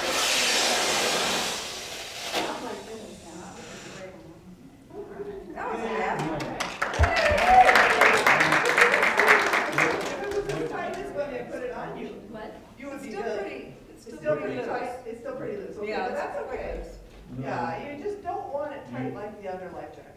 You want it to be Yeah, stable. fist through it at least, so Yeah, that you there's do that. support. You can blow more air into it. Then you can put more air into it too. Russ did make a point, and when it's not gonna, when it's blown up, that it's Yeah. not gonna come up over your head. Exactly. Because this Because might- that, this yeah, you're could- right, that Yeah. should be. This could So tell us. you have, yeah, probably I loosened it too much, because I'm always a little worried about it. Blow it up and it'll keep. Some of the hydroponic cartridges, that they need to check the date on, because some of them, the fishermen were out in the rain, and the rain set them off. Yeah. And also, if somebody has them in their garage, they can be damp, and they can go out of date. On it. This is leaky, we've done some. Yeah, this is, yeah, my, unfortunately, It's it's not mine, as and good as it isn't, yours. I need to get a replacement tube here because it's leaking out. It does, it should be really full. I could hear it. Yeah, no, it's coming out. I can feel it. That should be cleaned now. No, I need to get this fixed because this Party's is over. It'll just Yeah, stay. well, it stays really big, but this one for some reason is leaking and If you have That's why this she said. type of, blow up buoyancy cushion or, life jacket, what you need to do is you need to get a couple, have your spare, CO2 cartridge, blow it up, and then adjust it, and then that's adjusted for you. Oh, that's right, and then leave it like that. Individually. Very good idea. They would mark it with white out or something. That's a really good idea, thank you, good suggestion. And I will complain again to my dear sweetheart about, I told him before it was leaking. He's right, it's still leaking, and this is the one I wear, so I don't want that to happen. Anyway, it's really fun for them to actually try it. They will ask lots of questions about the different types, they will ask you questions that are important to them. And not that we drone on about type 3s and type whatevers. The other thing we always make a point about is talk about the kids' life jackets. For smaller kids, they need the crotch strap, and explain why, because otherwise it'll pop off their heads. Or non-swimmers. Or non-swimmers, exactly the same, they have adult ones with that as well. Right. So, and And they now- will ask questions about this. Some of the women will say, you know, my kids just rebel, and, you know, you cannot go on the boat unless you have it on. My kids were so excited, they would wear them around the house saying, I really want to go on the boat. You know, they wear their life jackets. I mean, because when they're on the boat, they would take naps in them. They didn't care, because that meant, life jacket meant boat. And so, the sooner the better. It's how you teach. That's And right. it was sitting down there. Page 33 is a handout, it's not the clearest, but it talks about kids' life jackets of different sizes and so on. So, take a look at that. And then the last big section is the radio practice and the knobs. So Darcy, why don't you talk about the radio stuff? Basically, on the radio. That's on section 7 now. Yeah. Basically, on the radio, for most women, it's, okay, where is it on the boat? what is Channel 16 anyway? When is it appropriate to be on Channel 16? And what's the difference between a Mayday, a Pan, and a Mayday? Con, sorry. Okay. And so we go over that, and then what we'll do is we'll talk about, we'll have a hands-on. So we'll bring 2 walkie-talkies, and we'll go through the dialogue. And many women are just nervous about not doing it. Again, unfamiliarity. So, you know, they have the dialogue right in front of them that you'll see on your handout. Right in front of them about an emergency. And it's still really confusing for them. And even when do you release the button? You know, because in an emergency, you might be gripping that thing. Forget to let go. And you're not letting go. Again, practice. And then, having them practice in that class back and forth is so effective. And then we have them switch, and they're still like, ooh, okay, who else wants to do it? And, I better, it's unfamiliar, and they really want to do it. But after they're done, they're really, okay, finally, I feel okay about it. Then we go through the radio and how to radio ahead for, say, a slip in a harbor. Yeah, non-threatening, non-emergency. Right, That's slide 44. And again, how to repeat back, and the information they need to have right by their radio. They need to describe the length of their boat, the width, everything about the boat, whether they need power or not, whether they need fuel or not, et cetera, et cetera. So we practice that, and we practice both scenarios. So just having that hands-on practice is the biggest part of this right here. So I think. Was that DVD, can you hear me, is that still available? I don't know, I didn't even bring mine, and we got a whole pile of them one time, and I don't know if it's still available. It is something that shows how the radio stuff works. You'll see there's a lot of handouts in here showing what the radio looks like. Sometimes it's, if you actually can have somebody who has a radio that you can show, and you can't actually have it work because you can't call out, you don't want to distress people. But, it's the more you can get your hands on the radio, talk with the squelch button, all of that. That's why that little video is kind of helpful, but it's a bit cumbersome to go back and forth. But if you could embed that little section into it, it would work better. One of the key parts of the radio with women too is when they're in an emergency, that, what kind of information do I give the Coast Guard? And so we really go over that, because oftentimes they'll start talking while he's trying to get information. And so we'll talk about, it's important to identify yourself, it's important, and we'll go through this sheet, but also answer their questions. Let them ask the question and answer back, because they're, in an emergency, again, that panic. And so, you want to tell everything, right? And in fact, many times they give you this sticker, this wonderful sticker by the Coast Guard Auxiliary, probably. Is really not right, but it's okay, because it tells you all the things you should have if you're ready, in terms of what your boat looks like, what's its name, what's the description, where are you, what's your emergency, people on board, all of that's fine, except you don't say all that when you first call Mayday. Right. And so the thing that I give you this, it's a fine thing to stick down by your radio, because it's the steps. But what you do, because my partner is a watchstander at Station Bellingham, he says, I don't want all that stuff. I want to hear Mayday, Mayday, Mayday. This is lazy boy, lazy boy, lazy boy calling Mayday. That's all I want to hear. I don't want to hear anything else. And then the Coast Guard responds. And then the Coast Guard watchstander will ask you questions and follow up with more than that. But these are the minimum questions. So don't waste your breath in a panicky moment trying to get all this information out there. You get a hold of the Coast Guard first. Yeah. Slow down. Don't slow talk too fast. Slow down. Absolutely. Breathing, grounding. Remember? Lady Gaga. Ground, assess, and act. If you take a minute to lower your octave, your voice, you will slow down. That's a good idea.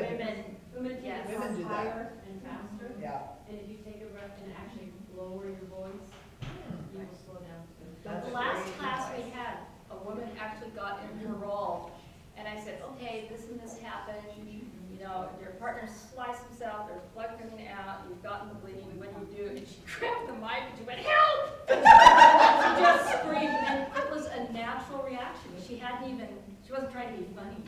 I mean, she just, and she had that mic just pressed. And so it was practicing. And don't swallow the mic either. You're right. No, don't have it too close. Yeah. Yeah. So lower, and you're right, slowly, speaking slowly is huge. Yeah, so these stickers are good to have, but just remind people, minimum information. And this is on slide 45. This is this Mayday, Mayday, Mayday, and three times name the boat. Yeah. And then wait. And you can then repeat that until you get somebody or somebody who's going to relay it. Then you start answering the questions. But you don't have to come up with all this on your, I mean, you need to know the answers, Right. but you don't have to start with that. The next page is handout H53, and this is something from Captain Mike's website again. It's another example of distress calls and regular calling, and this one does it right, so I give you that on that page H53. Making sure the radio's turned on. Yeah, all that, the squelch, you know, things like that. And then the back page on that side is some of the pro words, what you say, what is Roger, what does local actually mean, the phonetic alphabet. That's kind of beyond a lot of people, but it's a handy thing, and it's something you can put in your boat. If you have most people have binders that they keep all their papers and stuff in. This would be a good piece of paper to have in your binder. Yeah, no. Yeah, it's good to have a little bit of procedure, and this isn't breaker 19, blah, blah, blah, you know. And when to switch channels. And when to switch channels. Get Just off sort of, you know, protocols about how to do proper voting etiquette. As you say, we could do a whole day on radio. So this is just highlights, and what it will do is make people think about it. They'll either ask you questions later, they'll go home and think about it, they'll look it up. The last section of the hands-on stuff is the knots. And as I mentioned to you, this is slide 46. And what we do is just an overview of the knots, of the different types of knots. Again, very basic. And all I teach is the bowline and the cold pitch. And then if there's time, I'll make sure a couple other things, stopper knots and stuff. But I mean, just if they even get one of them, they get such a thrill out of it. And so it's really, but you do have to have enough space along a pole of some sort for them to tie that knot onto. I mean, there's plenty of those, like you mentioned, Lee, with the ring. There's plenty of different knots to practice. But if you only can just have a railing or a chair, and you can tie your bowline on that, it's a great sense of satisfaction that they see they can actually do that. And then the bowline, of course, is very important. The queen of knots, I like to call it, instead of the king of knots. And so that's an important one. And what we're doing, that's where we're split in half. So what we do with the class is the last two demos parts, hands-on, are the radio and knots. And that's why she knows more about the radio and I know about the knots. So we need to swap one time. So I know, I got practice on knots. yeah, so you practice your knots. Anyway, so that's the knots part. There's and the part that we've added, because they're always asking about docking. Yeah. All right, so if you look past, okay, so you've got the handout 6 knots to know, H31 handout. You've got that one. All right, so the next page is some bow hitch, bowline, blah, blah, blah. There's the animated knots website. It can drive you crazy just looking at that thing. But you can slow it down.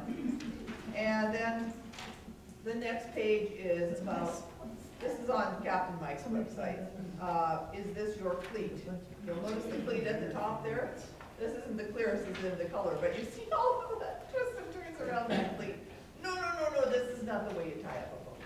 So we talked a little bit about tying up, you know, how many figure eights and what a weather hitch is and when you use it or when you don't use it. And so this describes it in more detail. Let's see. But then what I like to do, because I wish I should have brought my dock line with me, but I'll pretend, is that we have a cleat. So this is the dock and the cleat. And so I'm on my boat. So what am I going to do about, you know, attaching to the dock? Well, do you leap off your boat? No, you're not supposed to do that. But you would not believe how many people that's around the, keep the line around the cleat. And many of them said they had gone in the water when they did that. So I gave them some, I said, you don't have to do this. This is just another option. There are other ways to do it. I never try to criticize people's practices, but I try to say, okay, but there are some other ways. So here's a way. So you've got your line. We have a 35-foot trawler weighs 20,000 pounds.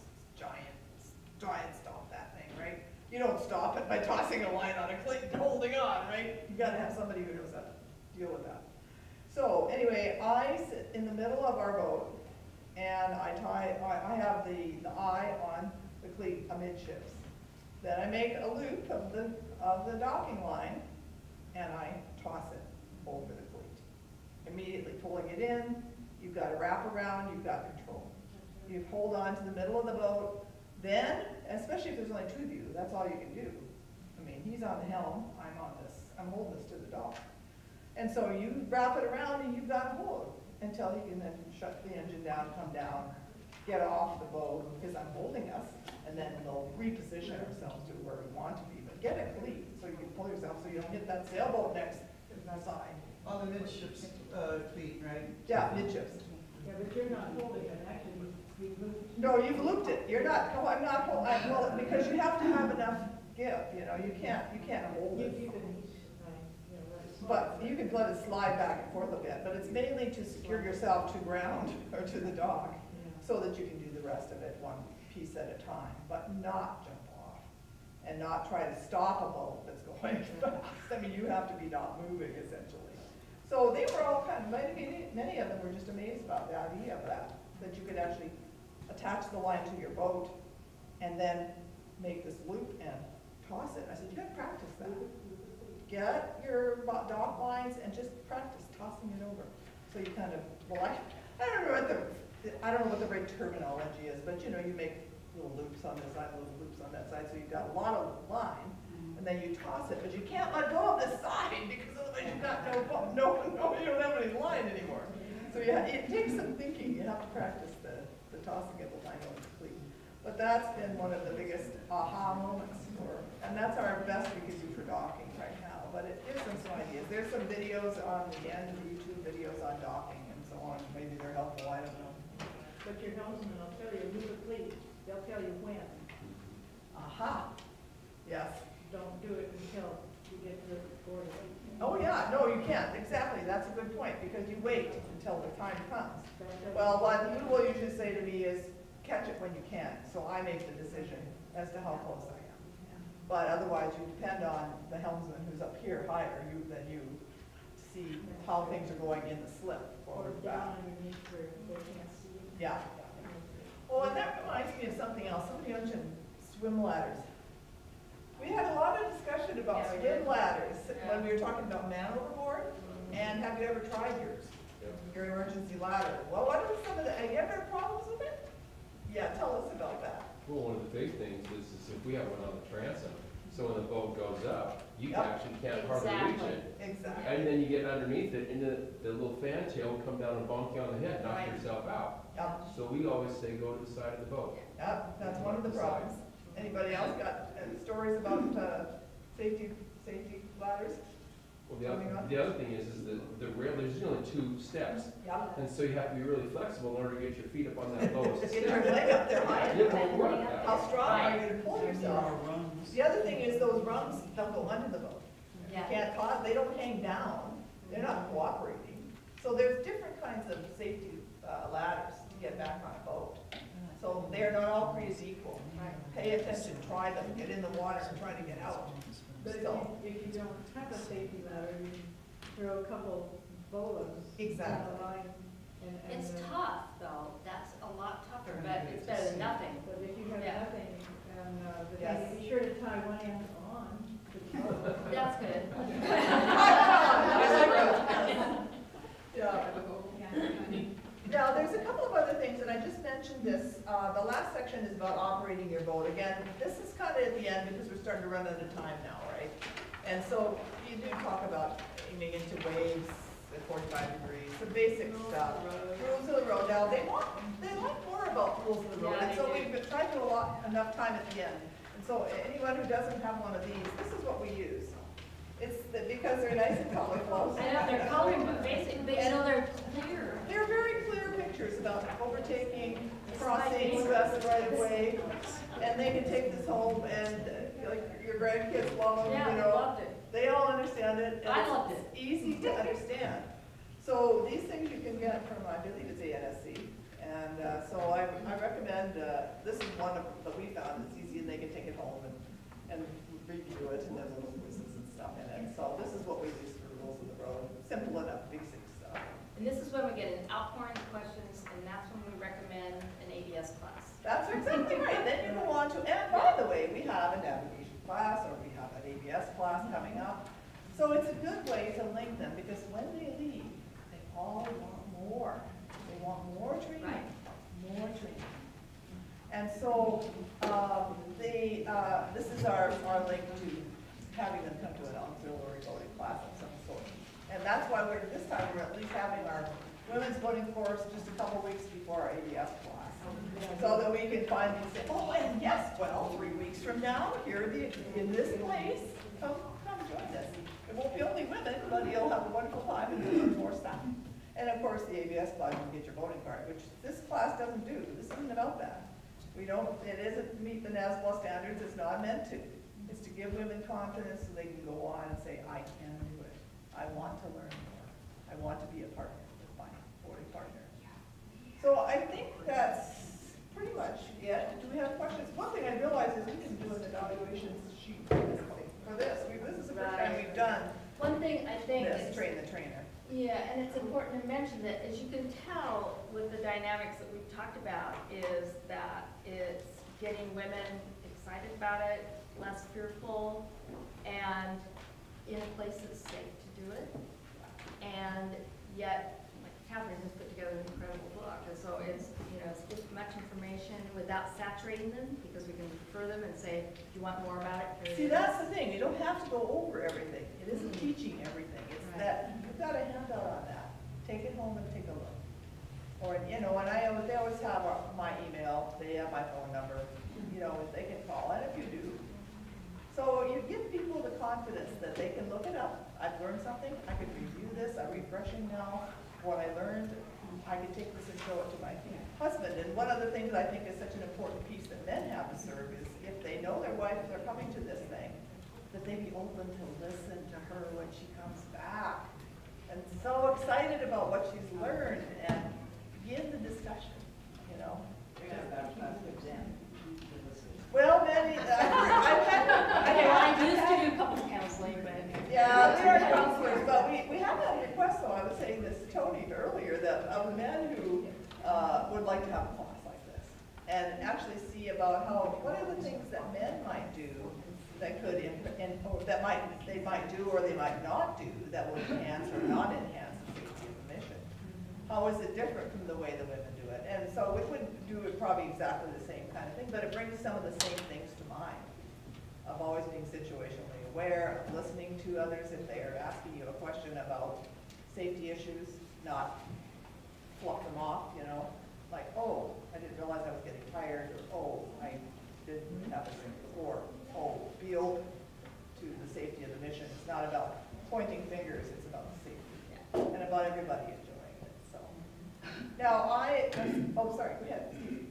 I have a question, more about logistics. Yes. When you teach, are you in uniform? Yes, this is what we learned. So it is a Coast Guard course, but I heard you say you weren't required to be. Well, that's my play on the thing. I mean, this is now a course we've invented, and it is. We haven't had anybody else teaching it though. So We're the only ones teaching. We're the only ones that teach it. No, but what I'm saying is, you can, as long as you have a couple or three of the instructors that are in the Coast Guard, you can have other women who are also avid voters who teach. Okay. To teach public courses for the Coast Guard, I'm under the impression you had to be instructor. No, you do No, not. not to teach. Somebody in the room has. Someone in the room who's running the class has to be an instructor. One person at least. One person must be an instructor. Both of us are, 3 out of the 4 of us who teach this are instructors. But yeah, one person has to be a Coast Guard instructor, training instructor. And so the paperwork then is filed just like any other public. The I'm gonna, like today, I'll do a 70-30 for this class. We do a 70-30 for the teachers. There's really, we haven't had very many auxiliaries come. Oh, and that's the other piece. If auxiliaries come, they don't charge them, obviously, it's member training. You don't have to pay, it's only people from the outside, and mostly it is people from the outside. But sometimes the wives, who are members, come, but they aren't very active, but they don't get charged as long as they're a member. So do you make a list of the trained trainers? Yes, we're just beginning it because we've only got 4 so far. We've only trained 4, so this is brand new. So you're the first big group we've done. Yeah, thank you. That's why I think it's important is what I'm hearing from back here, and you've changed it up so much since when you did it the first time. Things change. Yeah. And this book has to be updated. Always. So that all of these who might go out and teach, That's right. they're gonna have to get the word, that change page, yada, yada, whatever. Yeah. And this is it. Yeah. So there's gotta be a mechanism in place for that, or this will kind of, Yeah, it could just peter out, and I mean, don't but think so, it's too vibrant, but it's still gotta be updated. But you have to always be aware of things that are changing, Yes. of things that are more relevant to your area. Then you start a paid subscription and make a little more money that way. Send out some emails to us when you reply. Well, I think, no, definitely, that will be, that's why I wanted your email. I want to be able to keep in touch. At this point, I am the contact person for any of the trainers that are related to this class. But you have a group, Well, a group probably not. email, where you just press a button and it goes, the new material would go out to all of the. Yeah, see, this is what I hope for that potential website. We don't have anything up there now, we've got the name. No, but you can just do a plain email. Oh, A group. absolutely. A group Oh, email. yeah, and that's what I've been doing to the other 4 trainers. And it's not, Updating them. it's not a national program yet, but it's a prototype. We're looking at developing this to present as a national. It is eventually to national, so that's where we're at with it, you're groundbreakers, And and I'm we do stay excited. in here to know that things do change, and to be, as teachers, you have to be responsible too, to make sure that the information is as updated as you can, just like we were talking about customs things. Yeah. And at the beginning, you said to make it more tailored towards your area, so you may Right. have a few things in here that aren't in. No, you'll just take them out, you'll have new things on the Columbia River, you're gonna have a whole bunch of new stuff. So, it's up to you to add the pieces that are needed for your area. This is your baby, you get to create one.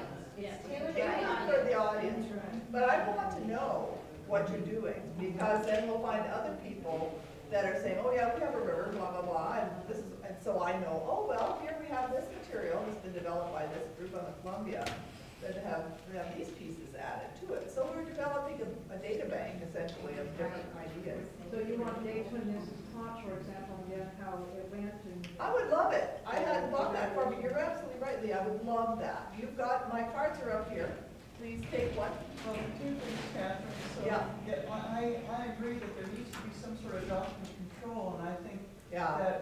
that Flotilla 19 really, at this point, needs to be the people doing, so whatever you guys want to propose for some sort of document control for the presentation materials, the handouts. Yeah, we need to all develop a process for that, And yeah. then, did the flash drives happen? Oh, sorry, yes, indeed. That's what, this is the prize. If you don't have, The if flash you don't drives have a happen. protocol, you'll have 99 different versions of this Right. out there. I know. I think we want to keep it, It is okay to develop it though, too. But I mean, But I think trying to keep with, please do. Or let's pick one out. They might like a certain color. Confidence voting and not something else. that No, we we don't want the name to change. That's right. But what I'm saying is that there does need to be that core there. Yeah, we need to keep the core. I think we've tried to highlight for you what we have found to be the core. And that we'd like to see, making sure that stays there. But you have additional things to add. You'll take out the Canadian border crossing stuff. that's specific to our area. I just left that in because that's an example where you could put in your own stuff. Yeah, the manual, well, it's not the training manual. What this is the handouts. They're all separate. You can't stick that into a computer and print this manual. I'm sorry, I'm not that technologically advanced yet.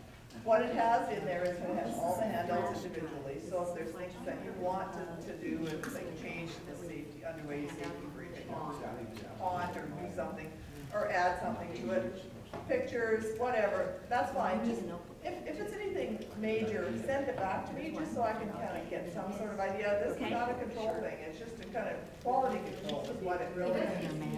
It needs to quality control, so that it doesn't just morph into something that everybody's calling the same name and it's not, of course, all, because it's really important that we have presence. Catherine? Yeah. Susan, I haven't been here the whole time, but the question I have for you is, have you discussed for a few minutes about the techniques and way we use to get people to come to the class? Yes, we did that. You did that, okay. Yeah, we did, thanks. Andrew is our public affairs guy. I told you, I said, we have a guy that does the work, and he's the one that gets the people to the class. Yes. Are you familiar with the senior self-driving course program? No. Okay, well, what it'll tell you on your shirt. Oh, okay, yes. Yeah, but one of the things is, I've been for years in this class. Right.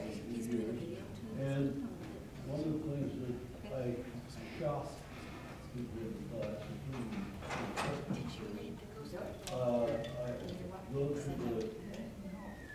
I get my wife to tell me, when we're driving, anything that I want her to tell me anything that Okay. can say my name.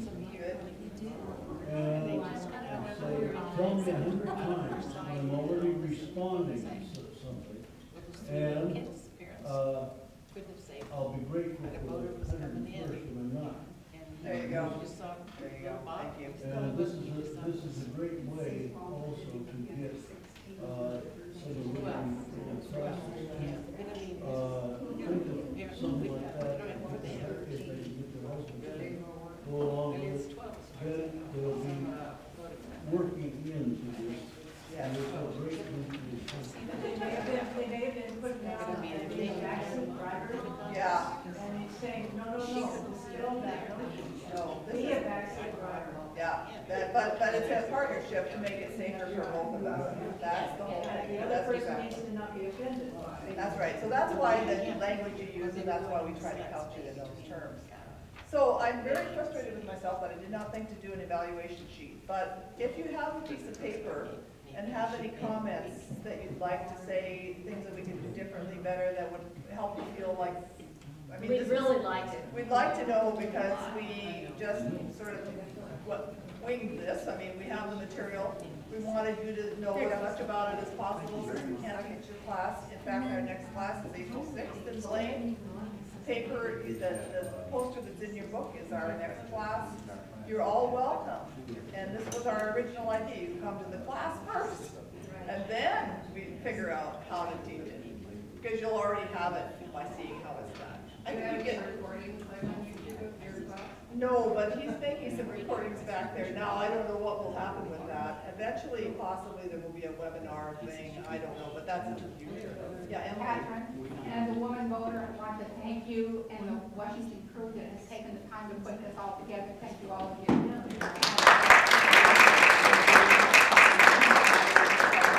I did speak to Darren, and that's why they're recording this, and they're going to try to get it up so that those of us that had to be in the meeting and couldn't listen to all of you. Right.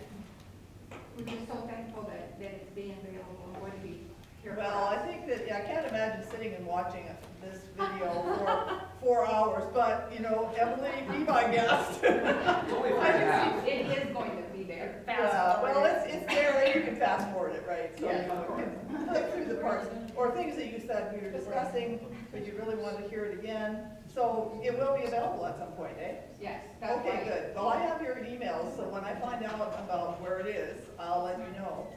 But if you have a note, just, you want to make any notes about things that you liked about today, or things that you could see improved, ideas for improving, we would love it. Because as I say, this is our first round with a large train-the-trainer group. And so we just tried something out. And you have materials, but that's a bit overwhelming. So I'm hoping that how you feel is going out. There's a lot of stuff here, but I have an idea where to begin. And for me, the beginning part is getting a good team together and talking it over. This isn't something you throw together in a minute. I think so often we do our voting safety classes pretty haphazard. And this takes a lot of thinking because it's dealing with change in people's thinking. Yes. And so it takes more thought in how you present it. And it's remembering that you're gonna get an awful lot of stuff coming at you from the audience. And so you change and you move. But we tried to give you the things that we have learned from our women and things that we have found most helpful. And there's lots more and we want to learn from you. So please be in touch with me. I'll send you all a follow-up email as I let my head clear about what we do next. So anyway, we just thank you for being here, and if you have a note you want to leave us about what worked and what didn't, or ideas, please feel free. Thank you all.